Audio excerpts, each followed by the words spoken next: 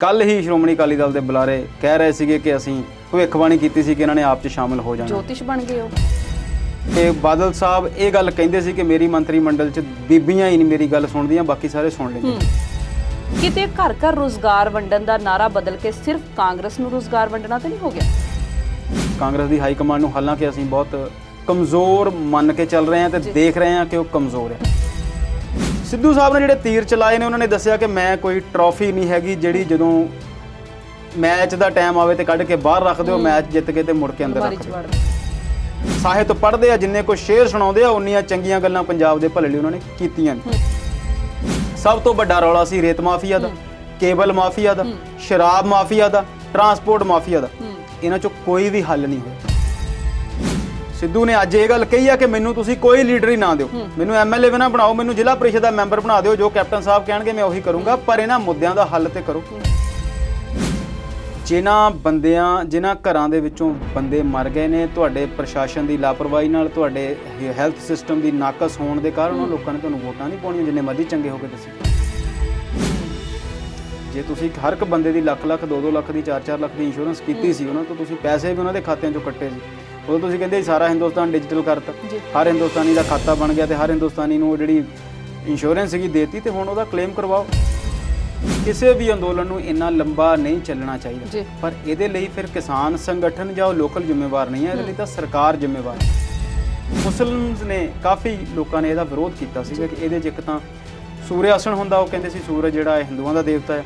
ਬੜੀ ਬਚਕਾਨਾ ਜੀ ਗੱਲ ਲੱਗਦੀ ਹੈ।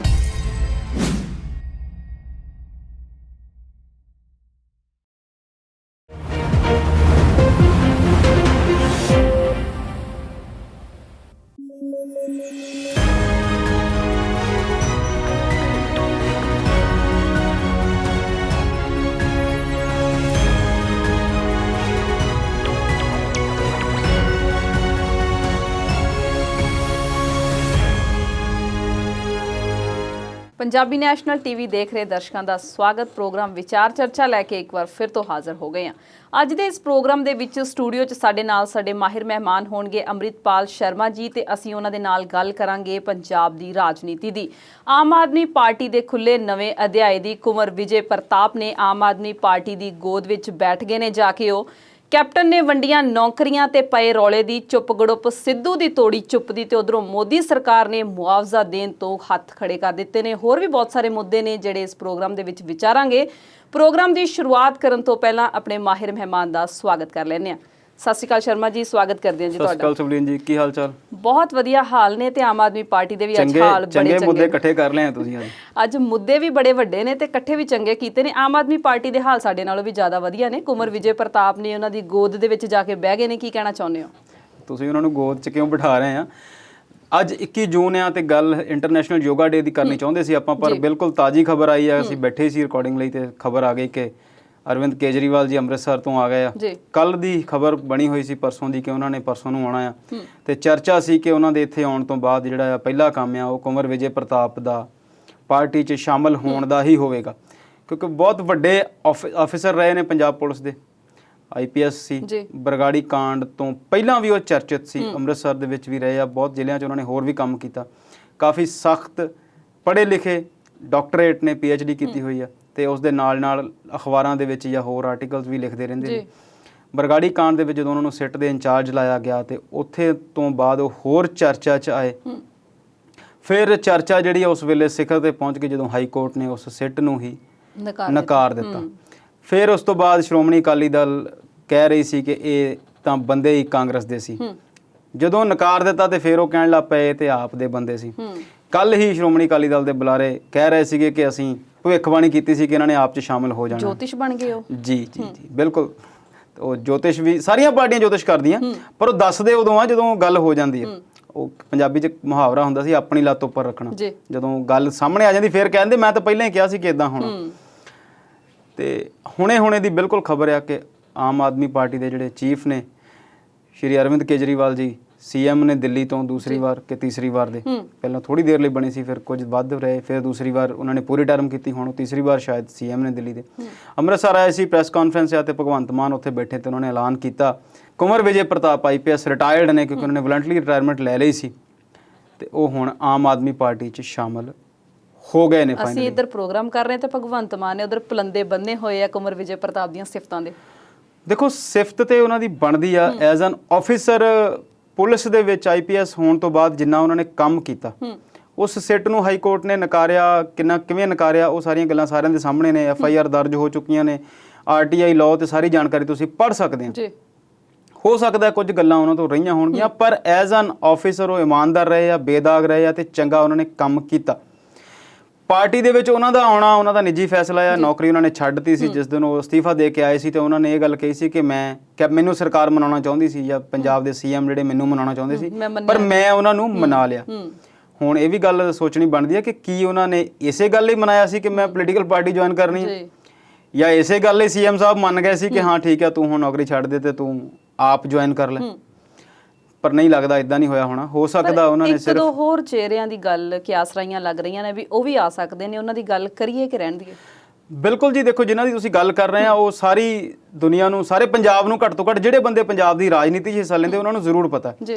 ਕੁੰਵਰ ਵਿਜੇ ਪ੍ਰਤਾਪ ਦਾ ਬਹੁਤ ਗੂੜਾ ਨਾਤਾ ਆ ਲక్ష్ਮੀ ਕਾਂਤਾ ਚਾਵਲਾ ਨਾਲ। ਪ੍ਰੋਫੈਸਰ ਲక్ష్ਮੀ ਕਾਂਤਾ ਚਾਵਲਾ BJP 'ਚ ਵੱਡੇ ਲੀਡਰ ਰਹੇ ਨੇ, ਮੰਤਰੀ ਵੀ ਰਹੇ ਨੇ ਤੇ ਬਾਦਲ ਸਾਹਿਬ ਇਹ ਗੱਲ ਕਹਿੰਦੇ ਸੀ ਕਿ ਮੇਰੀ ਮੰਤਰੀ ਮੰਡਲ 'ਚ ਬੀਬੀਆਂ ਹੀ ਨਹੀਂ ਮੇਰੀ ਗੱਲ ਸੁਣਦੀਆਂ, ਬਾਕੀ ਸਾਰੇ ਸੁਣ ਲੈਂਦੇ। ਤੇ ਜਦੋਂ ਮਜੀਠੀਆ ਸਾਹਿਬ ਕੋਲ ਵੀ ਕਈ ਬੰਦੇ ਸਿਫਾਰਿਸ਼ ਲੈ ਕੇ ਜਾਂਦੇ ਸੀ ਕਿਸੇ ਕੰਮ ਦੀ ਜਿਹੜੀ ਇਸ ਮਿਨਿਸਟਰੀ ਕੋਲ ਹੁੰਦੀ ਸੀ ਤੇ ਉਹ ਕਹਿੰਦੇ ਸੀ ਇਹ ਕੰਮ ਛੱਡ ਦਿਓ, ਹੋਰ ਕੋਈ ਗੱਲ ਦੱਸੋ। ਬਹੁਤ ਸਖਤ ਸੁਭਾਅ ਦੇ ਤੇ ਬਹੁਤ ਅਸੂਲਾਂ ਦੇ ਪੱਕੇ ਲੀਡਰ ਮੰਨੇ ਜਾਂਦੇ ਸੀ ਮੈਡਮ ਲక్ష్ਮੀ ਕਾਂਤਾ ਚਾਵਲਾ ਜੀ। ਤੇ ਇਹ ਕਿਹਾ ਜਾਂਦਾ ਹੈ ਕਿ ਲక్ష్ਮੀ ਕਾਂਤਾ ਚਾਵਲਾ ਤੇ ਕੁੰਵਰ ਵਿਜੇ ਪ੍ਰਤਾਪ ਆਪਸ ਦੇ ਵਿੱਚ ਮੂੰਹ ਬੋਲੇ ਭੈਣ ਭਰਾ ਬਣੇ ਹੋਏ ਨੇ ਤੇ ਰੱਖੜੀ ਵੀ ਜਿਹੜੀ ਉਹ ਇੱਕ ਦੂਜੇ ਜਿਹੜੀ ਆ ਸਾਂਝ ਕਰਦੇ ਨੇ ਇਸ ਤਿਉਹਾਰ ਦੀ ਵੀ। ਤੇ ਬਹੁਤ ਚਰਚਾ ਸੀ ਕਿ ਲక్ష్ਮੀ ਕਾਂਤਾ ਚਾਵਲਾ ਵੀ ਪਾਰਟੀ ਛੱਡ ਕੇ ਇਸ ਪਾਰਟੀ 'ਚ ਸ਼ਾਮਲ ਹੋਣਗੇ। ਪਾਰਟੀ ਖੈਰ ਉਹ ਸਿਆਸਤ ਤੋਂ ਛੱਡ ਚੁੱਕੇ ਨੇ ਵੈਸੇ। ਇਹਨਾਂ ਦਾ ਰੌਲਾ ਤੇ ਉਦੋਂ ਦਾ ਜਦੋਂ ਬਾਗਾ ਪੁਰਾਣਾ 'ਚ ਰੈਲੀ ਕਰਨ ਆਏ ਸੀ ਕੇਜਰੀਵਾਲ। ਬਿਲਕੁਲ ਬਿਲਕੁਲ, ਤੁਸੀਂ ਹੁਣ ਰੋਜ਼ ਆਰਟੀਕਲਸ ਪੜ੍ਹਦੇ ਆ, ਖਬਰਾਂ ਚ ਰਹਿੰਦੇ ਆ ਤੇ ਹੁਣ ਤੁਹਾਨੂੰ ਖਬਰਾਂ ਯਾਦ ਰਹਿੰਦੀਆਂ ਤੇ ਦਰਸ਼ਕਾਂ ਨੂੰ ਵੀ ਹੁਣ ਯਾਦ ਰਹਿੰਦੀਆਂ, ਖਾਸ ਤੌਰ ਤੇ ਉਹਨਾਂ ਨੂੰ ਜਿਹੜੇ ਰਾਜਨੀਤੀ 'ਚ ਇੰਟਰਸਟ ਲੈਂਦੇ ਆ। ਵੈਸੇ ਰਾਜਨੀਤੀ ਸਾਰਿਆਂ 'ਚ ਇੰਟਰਸਟ ਲੈਂਦੀ ਆ ਪਰ ਕੁਝ ਲੋਕ ਨੇ ਜਿਹੜੇ ਰਾਜਨੀਤੀ 'ਚ ਜ਼ਿਆਦਾ ਇੰਟਰਸਟ ਲੈਂਦੇ ਆ। ਲక్ష్ਮੀ ਕਾਂਤਾ ਚਾਵਲਾ ਜਦੋਂ ਕੇਜਰੀਵਾਲ ਸਾਹਿਬ ਬਾਗਾ ਪੁਰਾਣਾ ਰੈਲੀ ਕਰਨ ਆਏ ਸੀ ਤਾਂ ਉਦੋਂ ਇਹ ਸੁਗ ਬਗਾਹਟ ਸੀ ਇਹ ਕਿ ਐਵੇਂ ਸੈਰ ਕਰਦੇ ਸੀ, ਮੈਡਮ ਉੱਥੇ ਸੈਰ ਕਰਦੇ ਸੀ ਤੇ ਕੇਜਰੀਵਾਲ ਨੂੰ ਮਿਲ ਗਏ ਸੀ। ਉੱਥੇ ਪ੍ਰੋਫੈਸਰ ਬਲਵਿੰਦਰ ਕੌਰ ਜਿਹੜੇ ਆਪ ਤੋਂ MLA ਨੇ ਉਹ ਵੀ ਉਸ ਚਾਹ ਦੇ ਮੀਟਿੰਗ ਦੇ ਵਿੱਚ ਸ਼ਾਮਿਲ ਸੀ ਜੀ। ਹੋ ਸਕਦਾ ਅੱਜ ਹੋ ਜਾਣ, ਹੋ ਸਕਦਾ ਬਾਅਦ ਵਿੱਚ ਹੋ ਜਾਣ, ਹੋ ਸਕਦਾ ਐਕਟਿਵ ਰਾਜਨੀਤੀ 'ਚੋਂ ਭਾਗ ਨਾ ਲੈਣ।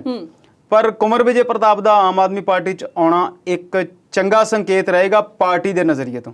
ਲੋਕ ਉਹਨਾਂ ਨੂੰ ਕਿਵੇਂ ਦੇਖਦੇ ਨੇ ਆਉਣ ਵਾਲੇ ਦਿਨਾਂ 'ਚ, ਵੋਟਾਂ ਇਸ ਵੱਡੇ ਲੀਡਰ ਦੇ, ਇਸ ਵੱਡੇ ਰਿਟਾਇਰ ਅਫਸਰ ਦੇ ਆਉਣ ਨਾਲ ਕਿੱਦਾਂ ਟਰਾਂਸਫਰ ਹੁੰਦੀਆਂ ਨੇ ਨਹੀਂ ਹੁੰਦੀਆਂ ਨੇ, ਇਹ ਦੇਖਣਾ ਪਵੇਗਾ।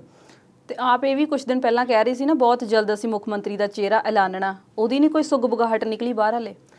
ਦੇਖੋ ਅੱਜ ਲਈ ਇੱਕ ਦਿਨ ਲਈ ਇੱਕ ਹੀ ਵੱਡੀ ਖਬਰ ਕਾਫੀ ਆ। ਚਰਚਾ ਅਨਿਲ ਜੋਸ਼ੀ ਦੇ ਨਾਂ ਦਾ ਵੀ ਸੀ। ਅੰਮ੍ਰਿਤਸਰ ਤੋਂ ਹੀ BJP ਦੇ MLA ਰਹਿ ਚੁੱਕੇ ਨੇ, ਮਿਨਿਸਟਰ ਵੀ ਰਹੇ ਉਹ।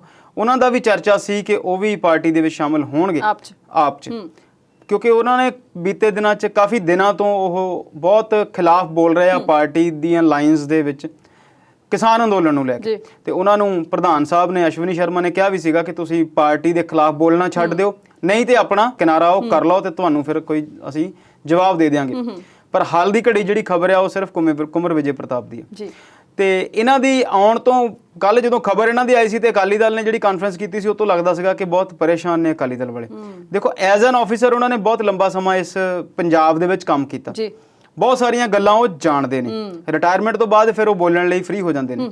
ਤੇ ਦੂਸਰੀ ਗੱਲ ਜਿਹੜੀ ਉਹਨਾਂ ਨੇ ਬੇਅਦਬੀ ਕਾਂਡ ਦੀ ਜਾਂਚ ਕੀਤੀ ਆ, ਭਾਵੇਂ ਉਹ ਹਾਈ ਕੋਰਟ ਵੱਲੋਂ ਨਕਾਰ ਦਿੱਤੀ ਗਈ ਪਰ ਲੋਕਾਂ ਨੂੰ ਦੱਸਣ ਜੋਗੇ ਤੱਥ ਉਹਨਾਂ ਕੋਲ ਬਥੇਰੇ ਹੋਣਗੇ। ਜੀ ਵਿਚਲੀਆਂ ਕੁੰਡੀਆਂ ਸਾਰੀਆਂ ਪਤਾ। ਬਿਲਕੁਲ ਜੀ। ਜੇ ਗੱਲ ਕਰੀਏ ਆਮ ਆਦਮੀ ਪਾਰਟੀ ਤੋਂ ਬਾਅਦ ਕਾਂਗਰਸ ਦੀ, ਤੇ ਭਰਿਆਂ ਨੂੰ ਹਰ ਕੋਈ ਭਰਦਾ, ਇਹ ਗੱਲ ਤੇ ਅਸੀਂ ਸੁਣਦੇ ਆਏ ਆ, ਪਰ ਕਾਂਗਰਸ ਨੇ ਤਾਂ ਹੱਦ ਹੀ ਕਰਤੀ। ਕਰੋੜਪਤੀਆਂ ਦੇ ਮੁੰਡਿਆਂ ਨੂੰ ਜਾ ਕੇ ਉਹਨਾਂ ਨੇ ਵੱਡੀਆਂ ਪੋਸਟਾਂ ਵਾਲੀਆਂ ਨੌਕਰੀਆਂ ਦੇ ਦਿੱਤੀਆਂ ਨੇ। ਕਿਤੇ ਘਰ ਘਰ ਰੁਜ਼ਗਾਰ ਵੰਡਣ ਦਾ ਨਾਰਾ ਬਦਲ ਕੇ ਸਿਰਫ ਕਾਂਗਰਸ ਨੂੰ ਰੁਜ਼ਗਾਰ ਵੰਡਣਾ ਤੇ ਨਹੀਂ ਹੋ ਗਿਆ? ਇੱਕ ਬੇਰੁਜ਼ਗਾਰ ਅਧਿਆਪਕ ਆ, ਮੈਨੂੰ ਉਹਦੀ ਪੂਰੀ ਕੁਆਲੀਫਿਕੇਸ਼ਨ ਨਹੀਂ ਪਤਾ, ਸ਼ਾਇਦ ਉਹ B.Ed ਆ, ਟੈਟ ਤੇ PTET ਜਿਹੜੇ ਉਹਦੇ ਟੈਸਟ ਆ ਉਹ ਕਲੀਅਰਡ ਆ ਤੇ 90 ਦਿਨ ਤੋਂ ਜ਼ਿਆਦਾ ਟਾਈਮ ਹੋ ਗਿਆ ਉਹਨੂੰ ਇੱਕ ਕਈ 100 ਫੁੱਟ ਉੱਚੇ ਟਾਵਰ ਤੇ ਚੜ੍ਹ ਕੇ ਬੈਠਾ ਹੋਇਆ ਤੇ ਉਹਨੇ weight ਵੀ ਘਟ ਗਿਆ ਜੀ।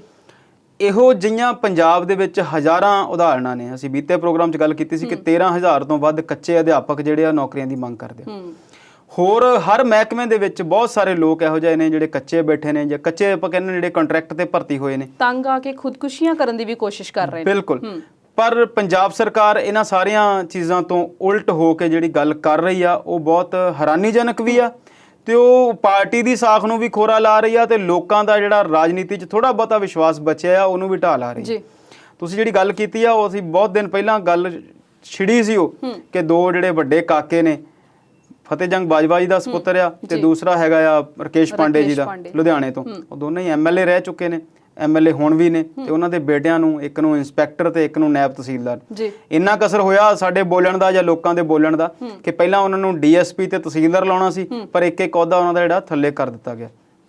ਤੁਸੀਂ ਜਿਹੜੀ ਗੱਲ ਕੀਤੀ ਆ ਬਿਲਕੁਲ ਵੱਡਿਆਂ ਘਰਾਂ ਦੇ ਬੱਚੇ ਨੇ, ਪੜ੍ਹੇ ਲਿਖੇ ਬੇਸ਼ੱਕ ਹਨ, ਕਰੋੜਪਤੀ ਨੇ ਤੇ ਉਹ ਇਹ ਕੁਝ ਕੁ ਹਜ਼ਾਰ ਦੀ ਨੌਕਰੀ ਲਈ ਕਿਉਂ ਆ ਰਹੇ ਨੇ ਇਹਦੇ ਬਾਰੇ ਉਹੀ ਦੱਸ ਸਕਦੇ ਨੇ। ਮੈਨੂੰ ਤੇ ਇਹ ਜਾਪਦਾ ਪੰਜਾਬ ਦੀ ਕਾਂਗਰਸ ਦੇ ਵਿੱਚ ਵੀ ਇਹ ਗੱਲ ਸਾਹਮਣੇ ਆਈ ਆ, ਬਹੁਤ ਸਾਰੇ ਐਮਐਲਏਜ਼ ਨੇ ਇਹ ਗੱਲ ਕਹੀ ਆ ਕਿ ਬੇਸ਼ੱਕ ਕਾਂਗਰਸ ਨੇ ਉਹਨਾਂ ਨੂੰ ਇਹ ਅਹੁਦੇ ਦੇ ਦਿੱਤੇ ਨੇ ਪਰ ਉਹਨਾਂ ਨੂੰ ਆਪ ਇਹ ਅਹੁਦੇ ਜਿਹੜੇ ਆ ਨਕਾਰ ਦੇਣੇ ਚਾਹੀਦੇ ਨੇ। ਹਾਲੇ ਤੱਕ ਪਰਿਵਾਰਾਂ ਵੱਲੋਂ ਇਹੋ ਜਿਹੀ ਕੋਈ ਬਿਆਨ ਜਾਰੀ ਹੋਇਆ ਨਹੀਂ ਪਰ ਮੈਨੂੰ ਇਹ ਗੱਲ ਚੰਗੀ ਲੱਗੀ ਇਸ ਮਾਮਲੇ ਦੇ ਵਿੱਚ ਕਿ ਜੇ ਪਾਰਟੀ ਤੁਹਾਡੇ ਦਾਦਿਆਂ ਦੀ ਕੁਰਬਾਨੀ ਦੇਖ ਕੇ ਤੁਹਾਨੂੰ ਨੌਕਰੀ ਦੇ ਰਹੀ ਆ ਪਰ ਤੁਸੀਂ ਉਸ ਨੌਕਰੀ ਦੀ ਤੁਹਾਨੂੰ ਜ਼ਰੂਰਤ ਨਹੀਂ ਹੈਗੀ ਤਾਂ ਫਿਰ ਤੁਹਾਨੂੰ ਉਹ ਗੱਲ ਜਿਹੜੀ ਆ ਉਹ ਨਕਾਰ ਦੇਣੀ ਚਾਹੀਦੀ ਆ। ਪ੍ਰਧਾਨ ਸਾਹਿਬ ਦਾ, ਕੈਪਟਨ ਦਾ, ਮੁੱਖ ਮੰਤਰੀ ਦਾ, ਹਾਈ ਕਮਾਂਡ ਦਾ ਥੈਂਕ ਯੂ ਕਰ ਦਿਓ, ਸ਼ੁਕਰੀਆ ਕਰ ਦਿਓ ਕਿ ਤੁਸੀਂ ਸਾਨੂੰ ਇਹ ਨਵਾਜ਼ਿਸ਼ ਦਿੱਤੀ। ਸਾਨੂੰ ਇਹਦੀ ਲੋੜ ਨਹੀਂ ਹੈਗੀ, ਕਿਸੇ ਲੋੜਵੰਦ ਨੂੰ ਦੇ ਦਿਓ। ਅਸੀਂ ਤੁਹਾਡਾ ਸ਼ੁਕਰ ਕਰਦੇ ਹਾਂ ਕਿ ਤੁਸੀਂ ਸਾਨੂੰ ਯਾਦ ਰੱਖਿਆ ਤੇ ਉਹਨਾਂ ਲਈ ਇੰਨੀ ਜਿਹੜੀ ਪਛਾਣ ਆ ਉਹ ਵੀ ਕਾਫੀ ਹੋਵੇਗੀ ਕਿ ਉਹਨਾਂ ਦੇ ਬਜ਼ੁਰਗ ਜਿਨ੍ਹਾਂ ਨੇ ਪੰਜਾਬ 'ਚ ਬੁਰੇ ਦੌਰ ਦੇ ਵਿੱਚ ਆਪਣੀ ਜਾਨ ਗਵਾਈ ਸੀ ਤੇ ਉਹਨਾਂ ਦਾ ਮੁੱਲ ਜਿਹੜਾ ਲਾਇਆ ਗਿਆ ਜਾਂ ਉਹਨਾਂ ਨੂੰ ਯਾਦ ਰੱਖਿਆ ਗਿਆ, ਉਹਨਾਂ ਦੀ ਕੁਰਬਾਨੀ ਨੂੰ ਦੁਬਾਰਾ ਚੇਤੇ ਰੱਖਿਆ ਗਿਆ। ਸ਼ਰਮਾ ਜੀ 33 ਸਾਲ ਪਹਿਲਾਂ ਕਿਸੇ ਦਾ ਦਾਦਾ ਕਾਲ ਚਲਾਣਾ ਕਰ ਗਿਆ ਤੇ ਸਰਕਾਰ ਨੂੰ ਹਲੇ ਵੀ ਚੇਤਾ ਵੀ ਆਪਾਂ ਇਹਨਾਂ ਨੂੰ ਨੌਕਰੀ ਦੇਣੀ। ਜਿਹੜੇ ਕੁਝ ਸਾਲ ਪਹਿਲਾਂ ਬੀਐਡ ਕਰਕੇ ਟੈਟ ਪਾਸ ਕਰਕੇ ਬੈਠੇ ਨੇ ਕੀ ਉਹ ਸਰਕਾਰ ਨੂੰ ਨਹੀਂ ਦੇਖਦੇ? ਬਿਲਕੁਲ ਅਸੀਂ ਉਹੀ ਗੱਲ ਕਰ ਰਹੇ ਨਾ ਜੀ, ਰਾਜਨੀਤੀ ਦੇ ਵਿੱਚ ਫਿਰ ਤੁਸੀਂ ਹੁਣ ਜਿਹੜੀ ਗੱਲ ਕੀਤੀ ਆ, ਪ੍ਰਗਟ ਸਿੰਘ ਨੇ ਜਿਹੜੀ ਗੱਲ ਕੀਤੀ ਆ ਉਹਨਾਂ ਨੇ ਇਸ ਨੂੰ ਹਾਰਸ ਟ੍ਰੇਡਿੰਗ ਕਿਹਾ। ਤੁਹਾਨੂੰ ਯਾਦ ਹੋਣਾ ਪਾਰਲੀਮੈਂਟ ਦੇ ਵਿੱਚ ਇੱਕ ਵਾਰੀ ਨੋਟ ਲਹਿਰਾਏ ਗਏ ਸੀ ਜਦੋਂ ਨਰਸਿਮਹਾ ਰਾਓ ਨੇ ਸਰਕਾਰ ਬਣਾਉਣੀ ਸੀ ਤੇ ਏਜੀਪੀ ਸ਼ਿਬੂ ਸੋਰੇਨ ਦੀ ਪਾਰਟੀ ਸੀ ਝਾਰਖੰਡ ਮੁਕਤੀ ਮੋਰਚਾ JMM, ਉਹਨਾਂ ਦੇ ਲੀਡਰਾਂ ਦੀ ਖਰੀਦ ਫਰੋਖਤ ਦੀ ਗੱਲ ਹੋਈ ਸੀ ਤੇ ਦੱਸਿਆ ਗਿਆ ਸੀ ਕਿ ਕੋਈ ਕਰੋੜ 'ਚ ਵਿਕਿਆ ਤੇ ਕੋਈ ਕਿੰਨੇ 'ਚ ਵਿਕਿਆ ਤੇ ਇਹਨੂੰ ਹਾਰਸ ਟ੍ਰੇਡਿੰਗ ਦਾ ਨਾਮ ਦਿੱਤਾ ਗਿਆ ਸੀ ਕਿ ਘੋੜਿਆਂ ਦੀ ਜਿਹੜੀ ਖਰੀਦ ਫਰੋਖਤ ਹੈ ਉਹ ਕੀਤੀ ਗਈ ਹੈ। ਤੇ ਬਹੁਤ ਸਾਰੇ ਕਾਂਗਰਸ ਦੇ ਲੀਡਰ ਕਹਿ ਰਹੇ ਆ ਕਿ ਕੈਪਟਨ ਸਾਹਿਬ ਜਿਹੜੇ ਆ ਉਹ ਇਹਨਾਂ ਵਿਧਾਇਕਾਂ ਦੀ ਲਾਇਲਟੀ ਖਰੀਦ ਰਹੇ ਆ ਕਿਉਂਕਿ ਬਹੁਤ ਸਾਰੇ ਵਿਧਾਇਕ ਇਹਨਾਂ ਦੇ ਖਿਲਾਫ ਬੋਲ ਰਹੇ ਆ ਤੇ ਉਹ ਇਹਨਾਂ ਨੂੰ ਚੁੱਪ ਕਰਵਾ ਰਹੇ ਆ। ਇਹ ਗੱਲ ਬਿਲਕੁਲ ਠੀਕ ਹੈ ਕਿ ਫੈਮਲੀਆਂ ਨੇ ਇਹ ਨੌਕਰੀਆਂ ਮੰਗੀਆਂ ਹੋਣੀਆਂ ਤਾਂ ਹੀ ਦਿੱਤੀਆਂ ਗਈਆਂ ਜੀ। ਵਿਰੋਧੀ ਵੀ ਬੋਲ ਰਹੇ ਨੇ, ਆਪਣੇ ਵੀ ਬੋਲ ਰਹੇ ਨੇ। ਬਿਲਕੁਲ ਜਦੋਂ ਇਸ ਕੈਬਨਿਟ ਦੇ ਵਿੱਚ ਇਸ ਗੱਲ ਦੀ ਗੱਲ ਹੋਈ ਆ ਤਾਂ ਉਦੋਂ ਵੀ ਵਿਰੋਧ ਹੋਇਆ ਸੀ, ਬਾਅਦ ਵਿੱਚ ਕੁਝ ਦਿਨਾਂ ਲਈ ਇਹ ਗੱਲ ਠੰਡੇ ਵਾਸਤੇ ਰਹੀ। ਫਿਰ ਜਦੋਂ ਜ਼ਿਕਰ ਹੋਇਆ ਪਰਸੋਂ ਜਦੋਂ ਇਸ ਗੱਲ ਦੇ ਉੱਤੇ ਮੋਹਰ ਲਾਈ ਗਈ ਤੇ 5 ਮਿਨਿਸਟਰ ਤੇ ਕੈਬਨਿਟ ਦੇ ਅੰਦਰ ਹੀ ਇਹਦੇ ਖਿਲਾਫ ਬੋਲੇ। ਸੁਨੀਲ ਜਾਖੜ ਜੀ ਨੇ ਰਾਤ ਨੂੰ, ਅੱਧੀ ਕੁ ਰਾਤ ਨੂੰ 9:30 ਤੋਂ ਬਾਅਦ ਟਵੀਟ ਕੀਤਾ ਇਸ ਲਈ ਕਿ ਇਹ ਜਿਹੜੀ ਗੱਲ ਆ ਇਹ ਗਲਤ ਆ। ਕੁਲਜੀਤ ਨਾਗਰਾ ਜਿਹੜੇ ਕਿ ਦਿੱਲੀ ਹਾਈ ਕਮਾਂਡ ਦੇ ਬਹੁਤ ਨੇੜੇ ਮੰਨੇ ਜਾਂਦੇ ਆ, ਕਿਹਾ ਜਾਂਦਾ ਕਿ ਰਾਹੁਲ ਗਾਂਧੀ ਦੀ ਧਿਰ ਦੇ ਵਿੱਚੋਂ ਉਹ MLA ਬਣੇ ਹੋਏ ਨੇ, ਉਹਨਾਂ ਨੇ ਵੀ ਟਵੀਟ ਕੀਤਾ। ਉਹ ਟਵੀਟ ਇਦਾਂ ਲੱਗਦਾ ਜਿੱਦਾਂ ਉਹਨਾਂ ਨੇ ਆਪ ਨਹੀਂ ਕੀਤੇ, ਕੇਂਦਰ ਤੋਂ ਉਹਨਾਂ ਨੂੰ ਕੋਈ ਖਬਰ ਆਈ ਜਾਂ ਕੁਝ ਕਿਹਾ ਗਿਆ ਫਿਰ ਉਹਨਾਂ ਨੇ ਕੀਤੇ। ਕੁਝ ਦਿਨਾਂ ਤੋਂ ਕਾਂਗਰਸ ਦੇ ਵਿੱਚ ਬੜਾ ਰੌਲਾ ਚੱਲ ਰਿਹਾ ਸੀ, ਕਦੀ ਬਰਗਾੜੀ ਕਾਂਡ ਨੂੰ ਲੈ ਕੇ, ਕਦੀ ਸਿੱਧੂ ਵੱਲੋਂ ਉਠਾਏ ਗਏ ਮੁੱਦਿਆਂ ਨੂੰ ਲੈ ਕੇ। ਪਰ ਹੁਣ ਜਦੋਂ ਫੇਰ ਤੋਂ ਇੱਕ ਵਾਰ ਇਹਨਾਂ ਬੰਦਿਆਂ ਨੂੰ ਨੌਕਰੀਆਂ ਦੇ ਦਿੱਤੀਆਂ ਗਈਆਂ ਤੇ ਉਹਦੇ ਤੇ ਰੌਲਾ ਜਿਹੜਾ ਫੇਰ ਪਿਆ। ਦੇਖਦੇ ਹਾਂ ਕੈਪਟਨ ਸਾਹਿਬ ਇਸ ਨੂੰ ਆਉਣ ਵਾਲੇ ਮਸਲੇ ਨੂੰ ਕਿੱਦਾਂ ਹੱਲ ਕਰਦੇ ਆ। ਪਰ ਅਸੀਂ ਇਸ ਗੱਲ ਨੂੰ ਬਿਲਕੁਲ ਸਹੀ ਨਹੀਂ ਮੰਨਦੇ। ਇਹਨਾਂ ਨੂੰ ਤੁਸੀਂ ਨੌਕਰੀਆਂ ਰਿਜ਼ਰਵ ਜੇ ਕਰਦੇ ਹੋਣ, ਜੇ ਇਹਨਾਂ ਦੀ ਲੋੜ ਹੋਵੇ, ਸੰਵਿਧਾਨ 'ਚ ਜਿਹੜੀ ਗੱਲ ਲਿਖੀ ਹੋਈ ਹੈ, ਜਿਹੜੀ ਕਾਨੂੰਨਨ ਗੱਲ ਆ, ਉਹ ਤਰਸ ਦੇ ਆਧਾਰ ਤੇ ਨੌਕਰੀ ਸਵਲੀਨ ਜੀ ਉਹਨੂੰ ਦਿੱਤੀ ਜਾਂਦੀ ਹੈ ਜਿਹਨੂੰ ਉਹਦੀ ਜ਼ਰੂਰਤ ਹੋਵੇ। ਸਾਫ਼ ਲਿਖਿਆ ਗਿਆ ਕਿ ਜੇ ਕੋਈ ਬੰਦੇ ਦੀ ਡੈਥ ਹੁੰਦੀ ਆ ਕਿਸੇ ਵੀ ਸਰਕਮਸਟੈਂਸਸ ਦੇ ਵਿੱਚ, ਚਾਹੇ ਅੱਤਵਾਦ ਨਾਲ ਚਾਹੇ ਕਿਸੇ ਗੱਲ ਨਾਲ, ਤਰਸ ਦੇ ਆਧਾਰ ਤੇ ਨੌਕਰੀ ਉਸ ਪਰਿਵਾਰ ਦੇ ਵਿੱਚ ਮਿਲਦੀ ਆ ਜੇ ਉਹਦਾ ਕਮਾਉਣ ਵਾਲਾ ਕੋਈ ਹੋਰ ਬੰਦਾ ਨਾ ਹੋਵੇ। ਲੋੜਵੰਦ ਵੀ ਤਾਂ ਹੋਵੇ ਨਾ ਪਰਿਵਾਰ। ਬਿਲਕੁਲ ਉਹਦੀ ਇਕਨੋਮਿਕ ਕੰਡੀਸ਼ਨ ਇਦਾਂ ਦੀ ਨਾ ਹੋਵੇ। ਹੁਣ ਉਹਨਾਂ ਫੈਮਲੀਆਂ ਦੀ ਕੀ ਸੋਚ ਆ ਕਿ ਉਹ ਇੰਨੀਆਂ ਵੱਡੀਆਂ ਅਹੁਦਿਆਂ ਤੇ ਹੋ ਕੇ, ਇੰਨੇ ਚੰਗੇ ਫਲਰਿਸ਼ ਬਿਜ਼ਨਸ ਦੇ ਹੁੰਦੇ ਹੋਏ, ਇੰਨੀਆਂ ਵੱਡੀਆਂ ਗੱਡੀਆਂ ਦੇ ਵਿੱਚ ਘੁੰਮਦੇ ਨੇ, ਇੰਨੀਆਂ ਉਹਨਾਂ ਕੋਲ ਪ੍ਰਾਪਰਟੀਆਂ ਨੇ, ਉਹਦੇ ਬਾਵਜੂਦ ਵੀ ਉਹ ਕੁਝ ਕੁ ਹਜ਼ਾਰ ਦੀ ਨੌਕਰੀ, ਮੈਂ ਨੌਕਰੀ ਨੂੰ ਛੋਟੀ ਨਹੀਂ ਕਰਦਾ, ਉਹਨਾਂ ਦੀ ਫੈਮਿਲੀ ਦਾ, ਉਹਨਾਂ ਦੇ ਖਾਨਦਾਨ ਦਾ ਸਟੇਟਸ ਤੇ ਇਸ ਨੌਕਰੀ ਦੇ ਸਟੇਟਸ ਦੀ ਗੱਲ ਕਰਦਾ। ਹਾਲਾਂਕਿ ਜੇ ਕਿਸੇ ਦਾ ਦਿਲ ਕਰਦਾ ਕਿ ਉਹ ਨੌਕਰੀ ਕਰਦਾ ਤੇ ਫਿਰ ਉਹ ਫਾਈਟ ਕਰੇ ਉਸ ਨੌਕਰੀ ਦੇ ਲਈ, ਉਹਦੇ ਲਈ ਅਪਲਾਈ ਕਰੇ। ਜੇ ਉਹ ਉਸ ਟੈਸਟ ਨੂੰ ਪਾਸ ਕਰਦਾ ਤੇ ਫਿਰ ਨੌਕਰੀ ਲਵੇ। ਤਰਸ ਦੇ ਆਧਾਰ ਤੇ ਨੌਕਰੀ ਇੰਨੀਆਂ ਵੱਡੀਆਂ ਫੈਮਿਲੀਜ਼ ਨੂੰ ਮਿਲਣੀ ਹੀ ਨਹੀਂ ਚਾਹੀਦੀ।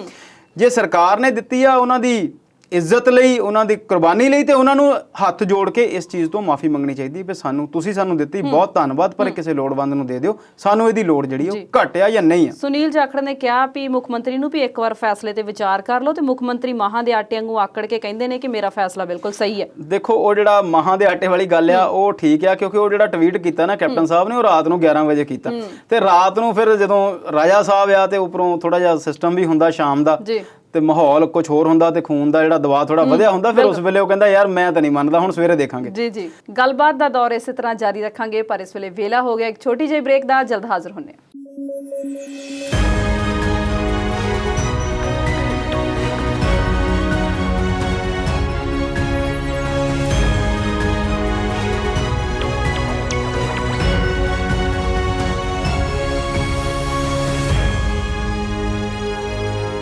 ਬ੍ਰੇਕ ਤੋਂ ਬਾਅਦ ਪ੍ਰੋਗਰਾਮ ਵਿਚਾਰ ਚਰਚਾ ਦੇਖ ਰਹੇ ਦਰਸ਼ਕਾਂ ਦਾ ਸਵਾਗਤ ਕਰਦੇ ਹਾਂ। ਸ਼ਰਮਾ ਜੀ, ਪ੍ਰਕਾਸ਼ ਸਿੰਘ ਬਾਦਲ ਤੇ ਕੈਪਟਨ ਅਮਰਿੰਦਰ ਸਿੰਘ ਵੱਖਰੀਆਂ ਰਾਸ਼ੀਆਂ ਨੇ, ਪਰ ਇੱਕੋ ਦਿਨ ਕੱਲ 22 ਜੂਨ ਨੂੰ ਦੋਵਾਂ ਦੀਆਂ ਪੇਸ਼ੀਆਂ ਨੇ, ਇੱਕ ਦੀ ਸਿੱਟ ਅੱਗੇ ਆ, ਦੂਜੀ ਦੀ ਹਾਈ ਕਮਾਨ ਅੱਗੇ ਆ। ਕੀ ਕਹਿਣਾ ਚਾਹੁੰਦੇ ਹੋ? ਦੇਖੋ ਜੀ, ਦੋਨਾਂ ਦੀ ਜਿਹੜੀ ਤੁਹਾਡੀ ਗੱਲ ਸੀ ਕਿ ਰਾਸ਼ੀ ਨਹੀਂ ਰਲਦੀ, ਚਲੋ ਖੈਰ ਅਸੀਂ ਰਾਸ਼ੀ 'ਚ ਯਕੀਨ ਕਰਦੇ ਹਾਂ ਕਿ ਨਹੀਂ ਕਰਦੇ, ਇੱਕ ਵੱਖਰਾ ਵਿਸ਼ਾ ਹੈ, ਪਰ ਦੋਨੋਂ ਹੀ ਵੱਡੇ ਲੀਡਰ ਨੇ ਪੰਜਾਬ ਦੇ, ਇੱਕ ਮੁੱਖ ਮੰਤਰੀ ਆ ਤੇ ਇੱਕ 5 ਵਾਰ ਮੁੱਖ ਮੰਤਰੀ ਰਹੇ ਨੇ। ਸਿਹਤ ਬਹੁਤੀ ਠੀਕ ਨਹੀਂ ਰਹਿੰਦੀ ਕਿਹਾ ਜਾਂਦਾ, ਬੀਤੇ ਦਿਨੀ ਕਹਿੰਦੇ ਸੀ ਕਿ ਮੇਰੀ ਸਿਹਤ ਠੀਕ ਨਹੀਂ, ਇਸ ਕਰਕੇ ਮੈਂ 16 ਨੂੰ ਨਹੀਂ ਮਿਲ ਸਕਦਾ। ਹੁਣ 22 ਤਰੀਕ ਨੂੰ ਉਹਨਾਂ ਨੂੰ ਸੱਦਿਆ ਹੈ ਜਾਂ ਉਹਨਾਂ ਦੇ ਫਲੈਟ ਵਿੱਚ ਆਊਗੀ ਜਿਹੜੀ ਪੁਲਿਸ ਦੀ ਕਮੇਟੀ ਹੈ ਜਾਂ ਟੀਮ ਹੈ ਜਿਹੜੀ ਵੀ ਬਣਾਈ ਗਈ ਹੈ, ਸਿੱਟ ਜਿਹਨੂੰ ਤੁਸੀਂ ਕਹਿੰਦੇ ਆ, ਸਪੈਸ਼ਲ ਇਨਵੈਸਟੀਗੇਸ਼ਨ ਟੀਮ, ਤੇ ਕੈਪਟਨ ਸਾਹਿਬ ਨੂੰ ਹਾਈ ਕਮਾਂਡ ਨੇ ਸੱਦਿਆ, ਕਾਂਗਰਸ ਦੀ ਹਾਈ ਕਮਾਂਡ ਨੂੰ। ਹਾਲਾਂਕਿ ਅਸੀਂ ਬਹੁਤ ਕਮਜ਼ੋਰ ਮੰਨ ਕੇ ਚੱਲ ਰਹੇ ਹਾਂ ਤੇ ਦੇਖ ਰਹੇ ਹਾਂ ਕਿ ਉਹ ਕਮਜ਼ੋਰ ਹੈ। ਜੇ ਹਾਈ ਕਮਾਂਡ ਪਾਵਰਫੁਲ ਹੁੰਦੀ ਤੇ ਕੈਪਟਨ ਸਾਹਿਬ 4.5 ਸਾਲ ਇੰਨੇ ਹਲਕੇ ਨਾ ਲੈਂਦੇ ਰਾਜ ਸਰਕਾਰ ਨੂੰ, ਇੰਨੇ ਸੌਖੇ ਨਾ ਰਹਿੰਦੇ, ਉਹ ਇੰਨੇ ਸੁਸਤ ਨਾ ਹੁੰਦੇ, ਇੰਨੀ ਆਸਾਨੀ ਵਾਲਾ ਜੀਵਨ ਜਿਹੜਾ ਉਹ ਨਾ ਬੈਠ ਕੇ ਗੁਜ਼ਾਰਦੇ 4.5 ਸਾਲ ਸਿਸਵਾ ਫਾਰਮ ਦੇ ਵਿੱਚ। ਤੇ ਗੱਲ ਦੋਨਾਂ ਨੂੰ ਸੱਦਣ ਲਈ ਜਿਹੜੀ ਮੁੱਦਾ ਆ ਸਵਲੀਨ ਜੀ, ਉਹ ਫਿਰ ਉਹੀ ਆ, ਪੰਜਾਬ ਦੀਆਂ ਆਉਣ ਵਾਲੀਆਂ ਚੋਣਾਂ। ਮਹੀਨੇ ਥੋੜੇ ਰਹਿ ਗਏ, ਪਹਿਲੀ ਸਿੱਟ ਜਿਹੜੀ ਸੀ ਉਹ ਨਕਾਰਾ ਹੋ ਗਈ, ਉਸ ਸਿੱਟ ਦੇ ਮੁਖੀ ਨੇ ਕੋਈ ਹੋਰ ਪਾਰਟੀ ਲੱਭ ਲਈ, ਤੁਸੀਂ ਹੁਣੇ ਗੱਲ ਕੀਤੀ, ਤੇ ਨਵੀਂ ਸਿੱਟ ਦੇ ਸਾਹਮਣੇ ਬਾਦਲ ਸਾਹਿਬ ਪੇਸ਼ ਹੋਣ ਜਾ ਰਹੇ ਆ। ਇਹ ਸਿੱਟ ਬੜੀ ਐਕਟਿਵਲੀ ਕੰਮ ਕਰ ਰਹੀ ਆ, ਕਿਉਂਕਿ ਇਹਨਾਂ ਨੂੰ ਥੋੜਾ ਟਾਈਮ ਦਿੱਤਾ ਹੋਇਆ, ਤੇ ਸਰਕਾਰ ਵੀ ਚਾਹੁੰਦੀ ਆ ਕਿ ਮਸਲਾ ਜਲਦੀ ਹੱਲ ਹੋਵੇ। ਸਰਕਾਰ ਹਾਲਾਂਕਿ ਇਹ ਚਾਹੁੰਦੀ ਆ ਕਿ ਮਸਲਾ ਜਲਦੀ ਹੱਲ ਹੋਵੇ ਤੇ ਸਾਡੇ ਹੱਕ 'ਚ ਹੱਲ ਹੋਵੇ, ਤੇ ਅਸੀਂ ਲੋਕਾਂ ਸਾਹਮਣੇ ਇਹ ਕਹੀਏ ਕਿ ਦੇਖੋ ਅਸੀਂ ਇਹ ਫੈਸਲਾ ਕਰ ਦਿੱਤਾ, ਅਸੀਂ ਇਹ ਰਿਜ਼ਲਟ ਕੱਢ ਦਿੱਤਾ।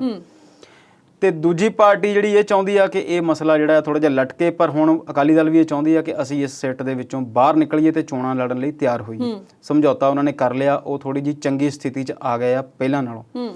ਤੇ 22 ਤਰੀਕ ਦੋਨਾਂ ਲਈ ਮਹੱਤਵਪੂਰਨ ਹੋਵੇਗੀ। ਇਸ ਸਿੱਟ ਦੇ ਵਿੱਚੋਂ ਕੀ ਨਿਕਲਦਾ ਉਹ ਵੀ ਥੋੜੇ ਦਿਨਾਂ 'ਚ ਜਾਂ ਕੁਝ ਮਹੀਨਿਆਂ 'ਚ ਪਤਾ ਲੱਗ ਜਾਏਗਾ। ਹਾਈ ਕਮਾਂਡ ਕੈਪਟਨ ਸਾਹਿਬ ਨੂੰ ਕੀ ਕਹਿੰਦੀ ਆ, ਉੱਥੇ ਇੱਕ ਨਵਾਂ ਮੁੱਦਾ ਛਿੜੇਗਾ, ਉਹ ਜਿਹੜੀ ਤੁਸੀਂ ਹੁਣੇ ਗੱਲ ਕਰਦੇ ਸੀ 2 ਨੌਕਰੀਆਂ ਵਾਲਾ, ਕਿਉਂਕਿ ਉਹਨਾਂ ਦੇ ਕਾਫੀ ਮਿਨਿਸਟਰ ਤੇ ਬਹੁਤ ਸਾਰੇ MLA ਤੇ ਪਾਰਟੀ ਪ੍ਰਧਾਨ ਨੇ ਵੀ ਕਿਹਾ ਕਿ ਇਹ ਜਿਹੜੀਆਂ ਤੁਸੀਂ ਨੌਕਰੀਆਂ ਦਿੱਤੀਆਂ ਉਹ ਠੀਕ ਨਹੀਂ ਹਨ। ਪਿਛਲੀ ਵਾਰ ਜਦੋਂ ਕੈਪਟਨ ਸਾਹਿਬ ਗਏ ਸੀ ਤਾਂ ਉਦੋਂ ਆਮ ਆਦਮੀ ਪਾਰਟੀ ਵਾਲੇ 3 ਬੰਦੇ ਨਾਲ ਰਲਾ ਕੇ ਗਏ ਸੀ, ਜਿਨ੍ਹਾਂ 'ਚ ਖਹਿਰਾ ਸਾਹਿਬ ਸੀਗੇ ਤੇ 2 ਹੋਰ ਸੀ। ਹੁਣ ਦੇਖੋ ਕੱਲ ਉਹਨਾਂ ਨੇ ਜਾਣਾ, ਸ਼ਾਇਦ ਅੱਜ ਉਹ ਵੀ ਸ਼ਾਮ ਤੱਕ ਕੋਈ ਹੋਰ 1-2 ਬੰਦੇ ਨਾਲ ਰਲਾ ਲੈਣ, ਤੇ ਕੱਲ ਉੱਥੇ ਜਾ ਕੇ ਕੀ ਹੁੰਦਾ ਇਹ ਵੀ ਦੇਖਣਾ ਪਏਗਾ। 22 ਤਰੀਕ ਨੂੰ ਜਿਹੜੇ ਅਧਿਆਪਕ ਰੁਲ ਰਹੇ ਨੇ ਬੜੇ ਦਿਨਾਂ ਤੋਂ, ਉਹਨਾਂ ਦੀ ਵੀ ਮੀਟਿੰਗ ਹੈ। ਸੋ 22 ਤਰੀਕ ਵੀ ਪੰਜਾਬ ਲਈ ਕਾਫੀ ਹੈਰਾਨੀਜਨਕ ਬਣੀ ਹੋਈ ਆ। ਕੁਝ ਹੋ ਸਕਦਾ ਕੁਝ ਚੰਗੇ ਸਿੱਟੇ ਵੀ ਨਿਕਲੇ ਹੋਣ, ਜਿੱਦਾਂ 26 ਜਿਹੜੀ ਤਰੀਕ ਆ ਉਹ ਕਿਸਾਨ ਅੰਦੋਲਨ ਨਾਲ ਜੁੜੀ ਹੋਈ ਹੈ। 26 ਜਨਵਰੀ ਸੀ, 26 ਨਵੰਬਰ ਸੀ, ਤੇ ਹੁਣ 26 ਜੂਨ ਹੈ। ਇਦਾਂ ਹੀ 22 ਤਰੀਕ ਨੂੰ ਦੇਖਦੇ ਆ ਕੀ ਬਣਦਾ ਜੀ ਆਉਣ ਵਾਲੇ ਦਿਨਾਂ 'ਚ। ਜਿੱਦਣ ਨਾ ਰਾਹੁਲ ਗਾਂਧੀ ਦੀ ਹੈਪੀ ਬਰਥਡੇ ਪਾਰਟੀ ਸੀ ਨਾ, ਤੇ ਬੀਬੀ ਸਿੱਧੂ ਉੱਥੇ ਜਾ ਕੇ ਪੱਤਰਕਾਰਾਂ ਨੂੰ ਕਹਿੰਦੇ ਵੀ ਸਾਡੇ ਵਾਲਾ ਸਿੱਧੂ ਇਸ ਕਰਕੇ ਚੁੱਪ ਬੈਠਾ ਵੀ ਉਹਨੂੰ ਹਾਈ ਕਮਾਂਡ ਨੇ ਚੁੱਪ ਕਰਾਇਆ, ਉੱਪਰਲਿਆਂ ਨੇ ਕਿਹਾ ਵੀ ਚੁੱਪ ਕਰਕੇ ਬਹਿ, ਤੇ ਆਗਿਆਕਾਰੀ ਸਿੱਧੂ ਨੇ ਅਗਲੇ ਹੀ ਦਿਨ ਤੀਰ ਕੱਢਿਆ ਤੇ ਕੈਪਟਨ ਨਾਲ ਛੱਡਿਆ। ਕੀ ਕਹਿਣਾ ਚਾਹੁੰਦੇ ਹੋ? ਦੇਖੋ ਕਾਫੀ ਦਿਨਾਂ ਤੋਂ ਉਹ ਇਸ ਸਰਕਾਰ ਦੇ ਵਿੱਚ ਸ਼ਾਮਲ ਨੇ। ਪਹਿਲਾਂ ਮਿਨਿਸਟਰ ਸੀ, ਮਿਨਿਸਟਰੀ ਤੋਂ ਉਹਨਾਂ ਨੂੰ ਮਿਨਿਸਟਰੀ ਬਦਲ ਦਿੱਤੀ ਗਈ, ਉਹਨਾਂ ਨੇ ਉਹ ਮਿਨਿਸਟਰੀ ਸਵੀਕਾਰ ਨਹੀਂ ਕੀਤੀ। ਬਹੁਤ ਸਾਰੀਆਂ ਗੱਲਾਂ ਉਹਨਾਂ ਨੇ ਸਰਕਾਰ ਦੇ ਵਿੱਚ ਆਉਣ ਤੋਂ ਪਹਿਲਾਂ ਕੀਤੀਆਂ ਸੀ, as a leader, as a commentator, as a ਪ੍ਰਵਕਤਾ। ਜਦੋਂ ਉਹ ਲੋਕਾਂ ਦੇ ਵਿੱਚ ਚੋਣਾਂ ਲਈ ਵੋਟਾਂ ਮੰਗਣ ਗਏ ਸੀ ਤੇ ਉਹਨਾਂ ਨੇ ਬਹੁਤ ਸਾਰੀਆਂ ਗੱਲਾਂ ਕੀਤੀਆਂ ਸੀ। ਇਹਨਾਂ ਨੇ ਇਕੱਲਿਆਂ ਨੇ ਨਹੀਂ ਕੀਤੀਆਂ ਸੀ, ਬਾਜਵਾ ਸਾਹਿਬ ਨੇ ਵੀ ਕੀਤੀਆਂ ਸੀ, ਰੰਧਾਵਾ ਜੀ ਨੇ ਵੀ ਕੀਤੀਆਂ ਸੀ, ਤ੍ਰਿਪਤ ਰਜਿੰਦਰ ਬਾਜਵੇ ਨੇ ਵੀ ਕੀਤੀਆਂ ਸੀ। ਜਿੰਨੇ ਵੱਡੇ ਲੀਡਰ ਸੀ ਸਾਰਿਆਂ ਨੇ ਇਹ ਗੱਲਾਂ ਕੀਤੀਆਂ ਸੀ ਕਿ ਅਸੀਂ ਬਾਦਲਾਂ ਤੋਂ ਹਿਸਾਬ ਲਵਾਂਗੇ, ਅਸੀਂ ਜਿਹੜਾ ਬੇਅਦਬੀ ਕਾਂਡ ਆ ਉਹਦਾ ਹਿਸਾਬ ਕਰਾਂਗੇ, ਅਸੀਂ ਜਿਹੜਾ ਨਸ਼ਾ ਕਾਂਡ ਆ ਉਹਨੂੰ ਮੁਕਾਵਾਂਗੇ। ਇਹਦੀ ਤੇ ਵੱਡੀ ਗੱਲ ਕੈਪਟਨ ਸਾਹਿਬ ਨੇ ਆਪ ਕੀਤੀ ਸੀ, ਤੇ ਇਸ ਗੁਟਕਾ ਸਾਹਿਬ ਦੀ ਕਸਮ ਖਾ ਕੇ ਕੀਤੀ ਸੀ। ਤੇ ਹੁਣ ਸਿੱਧੂ ਸਾਹਿਬ ਦਾ ਜਿਹੜਾ ਬੋਲਣਾ ਆ ਉਹ ਜਾਇਜ਼ ਆ। ਅਸੀਂ ਹਾਲਾਂਕਿ ਇਹ ਗੱਲ ਕਹਿੰਦੇ ਆ ਕਿ ਉਹ ਅਹੁਦੇ ਲਈ ਬੋਲ ਰਹੇ ਨੇ, ਠੀਕ ਹੈ ਜਦੋਂ ਤੁਸੀਂ ਵੱਡੇ ਲੀਡਰ ਹੋ, ਤੁਸੀਂ ਕਿਸੇ ਅਹੁਦੇ ਤੇ ਬੈਠੋਗੇ, ਕਿਸੇ ਡਿਸਾਈਡਿੰਗ ਪੋਜੀਸ਼ਨ ਤੇ ਹੋਵੋਗੇ ਤਾਂ ਹੀ ਕੁਝ ਫੈਸਲੇ ਕਰ ਸਕੋਗੇ। ਪਰ ਹੁਣ ਜਿਹੜੀ ਕੱਲ ਉਹਨਾਂ ਨੇ ਗੱਲਬਾਤ ਕੀਤੀ ਆ, ਕਰਦੇ ਇਦਾਂ ਹੀ ਨੇ, 2-4 ਦਿਨ ਬੋਲ ਜਾਂਦੇ ਨੇ, ਫਿਰ ਚੁੱਪ ਕਰ ਜਾਂਦੇ ਨੇ, ਫਿਰ ਇੱਕ ਅੱਧੀ ਗੱਲ ਕਰਦੇ ਨੇ, ਫਿਰ ਚੁੱਪ ਕਰ ਜਾਂਦੇ ਨੇ। ਜਦੋਂ ਪੱਤਰਕਾਰ ਉਹਨਾਂ ਨੂੰ ਕੁਝ ਪੁੱਛਦੇ ਨੇ ਤੇ ਫਿਰ ਉਹ ਉਸ ਗੱਲ ਤੇ ਜਵਾਬ ਨਹੀਂ ਦਿੰਦੇ। ਕੱਲ ਵੀ ਉਹਨਾਂ ਨੇ ਬਹੁਤ ਸਾਰੀਆਂ ਗੱਲਾਂ ਕੀਤੀਆਂ, ਨਾਮ ਲਏ ਬਗੈਰ। ਦੇਖੋ ਨਾਮ ਚੰਗੀ ਗੱਲ ਹੈ, ਵੈਸੇ ਨਹੀਂ ਲੈਣਾ ਚਾਹੀਦਾ, ਪਰ ਲੈ ਵੀ ਦਿੰਦੇ ਤੇ ਨਾ ਗੱਲ ਕਲੀਅਰ ਆ। ਹੁਣ ਨਾਮ ਲੈਣ ਦੀ ਕੋਈ ਗੱਲ ਬਚੀ ਨਹੀਂ ਜਦੋਂ ਉਹਨਾਂ ਨੇ ਇਹ ਗੱਲ ਕਹਿੰਦੇ ਨੇ ਕਿ ਸੂਬੇ ਦੀ ਜਿਹੜੀ ਸਰਕਾਰ ਆ 2 ਬੰਦਿਆਂ ਦੀ ਜੇਬ 'ਚ ਆ, 2 ਪਰਿਵਾਰਾਂ ਦੀ ਜੇਬ 'ਚ। ਤੇ ਇੱਕ ਪਾਸੇ ਕੈਪਟਨ ਸਾਹਿਬ ਦੀ ਗੱਲ ਕਰਦੇ ਆ, ਦੂਜੇ ਪਾਸੇ ਬਾਦਲ ਫੈਮਿਲੀ ਦੀ ਗੱਲ ਕਰਦੇ, ਤਾਂ ਸਾਰਾ ਪੰਜਾਬ ਕਹਿ ਰਿਹਾ। ਫਿਰ ਉਹਨਾਂ ਨੇ ਇਹ ਵੀ ਦੱਸਿਆ ਕਿ ਜਦੋਂ 17 ਦੇ ਵਿੱਚ ਇਲੈਕਸ਼ਨ ਹੋਣੀ ਸੀ ਤੇ ਪ੍ਰਸ਼ਾਂਤ ਕਿਸ਼ੋਰ 16 ਤੋਂ 17 ਦੇ ਵਿੱਚ ਉਹਨਾਂ ਨੂੰ 50 ਵਾਰ ਮਿਲਿਆ। ਤੇ ਉਹਨਾਂ ਨੇ ਇਹ ਵੀ ਦੱਸਿਆ ਕਿ ਮੈਂ ਉਹਨਾਂ ਨੂੰ ਕਿਹਾ ਸੀ ਕਿ ਮੈਂ ਪਾਰਟੀ ਜੁਆਇਨ ਨਹੀਂ ਕਰਨੀ, ਪਾਰਟੀ ਦੇ ਜੇ ਚਾਹੁੰਦੀ ਆ ਤੇ ਮੇਰੀ ਵਾਈਫ ਨੂੰ ਜੁਆਇਨ ਕਰਵਾ ਲਵੇ ਤੇ ਮੈਂ ਨਹੀਂ ਜੁਆਇਨ ਕਰਨੀ। ਉਹ ਇਹ ਵੀ ਦੱਸਦੇ ਆ ਕਿ ਮੈਂ 20-25 ਕਰੋੜ ਰੁਪਈਆ ਮਹੀਨੇ ਸਾਲ ਦਾ ਆਪਣੇ ਪ੍ਰੋਗਰਾਮਾਂ ਤੋਂ ਜਾਂ ਆਪਣੇ ਹੋਰ ਕੰਮਾਂ ਤੋਂ ਕਮਾਉਣਾ, ਮੈਨੂੰ ਸਿਆਸਤ ਦੀ ਲੋੜ ਨਹੀਂ ਤੇ ਮੇਰੇ ਨੂੰ ਤੁਸੀਂ ਨਾ ਕਰੋ ਤੇ ਮੇਰੀ ਵਾਈਫ ਜਿਹੜੀ ਆ ਉਹਨੂੰ ਬੀਜੇਪੀ ਛਡਾ ਕੇ ਤੇ ਕਾਂਗਰਸ ਜਿਹੜੀ ਆ ਜੁਆਇਨ ਕਰਵਾ ਲਓ। ਸੁਨੀਲ ਜੀ, ਗੱਲ ਇਹ ਵੀ ਆ, ਸਾਰਾ ਪੰਜਾਬ ਜਾਣਦਾ ਕਿ ਇਹਨਾਂ ਨੇ ਕੋਸ਼ਿਸ਼ ਕੀਤੀ ਸੀ, ਇਹਨਾਂ ਨੇ ਵੀ ਕੋਸ਼ਿਸ਼ ਕੀਤੀ ਸੀ, ਮਨਪ੍ਰੀਤ ਬਾਦਲ ਨੇ ਵੀ ਕੋਸ਼ਿਸ਼ ਕੀਤੀ ਸੀ ਤੇ ਆਮ ਆਦਮੀ ਪਾਰਟੀ ਤੋਂ ਭਗਵੰਤ ਮਾਨ ਨੇ ਵੀ ਕੋਸ਼ਿਸ਼ ਕੀਤੀ ਸੀ ਆਮ ਆਦਮੀ ਪਾਰਟੀ ਜੁਆਇਨ ਕਰਨ ਦੀ। ਤੇ ਕੇਜਰੀਵਾਲ ਸਾਹਿਬ ਨੇ ਇਹਨਾਂ ਨਾਲ ਜਿਹੜੀ ਗੱਲਬਾਤ ਕੀਤੀ, ਜਿਹੜਾ ਇਹਨਾਂ ਦਾ ਸੌਦਾ ਹੋਇਆ, ਜੋ ਡੀਲ ਹੁੰਦੀ ਸੀ ਉਹ ਸਿੱਧੂ ਸਾਹਿਬ ਨੂੰ ਪਸੰਦ ਨਹੀਂ ਆਈ। ਉਹਨਾਂ ਨੇ ਇਹੀ ਕਿਹਾ ਸੀਗਾ ਕਿ ਤੁਹਾਡੀ ਵਾਈਫ ਨੂੰ ਮਿਨਿਸਟਰ ਬਣਾ ਦਿਆਂਗੇ ਤੇ ਤੁਸੀਂ ਆਪਣੇ ਜਿਹੜੇ ਕੰਮ ਆ ਉਹ ਕਰੀ ਜਾਓ। ਹੁਣ ਇਹ 20 ਵਾਰ ਕਹਿਣ, ਪਰ ਗੱਲ ਉਦੋਂ ਇਸੇ ਗੱਲ ਤੇ ਟੁੱਟੀ ਸੀ।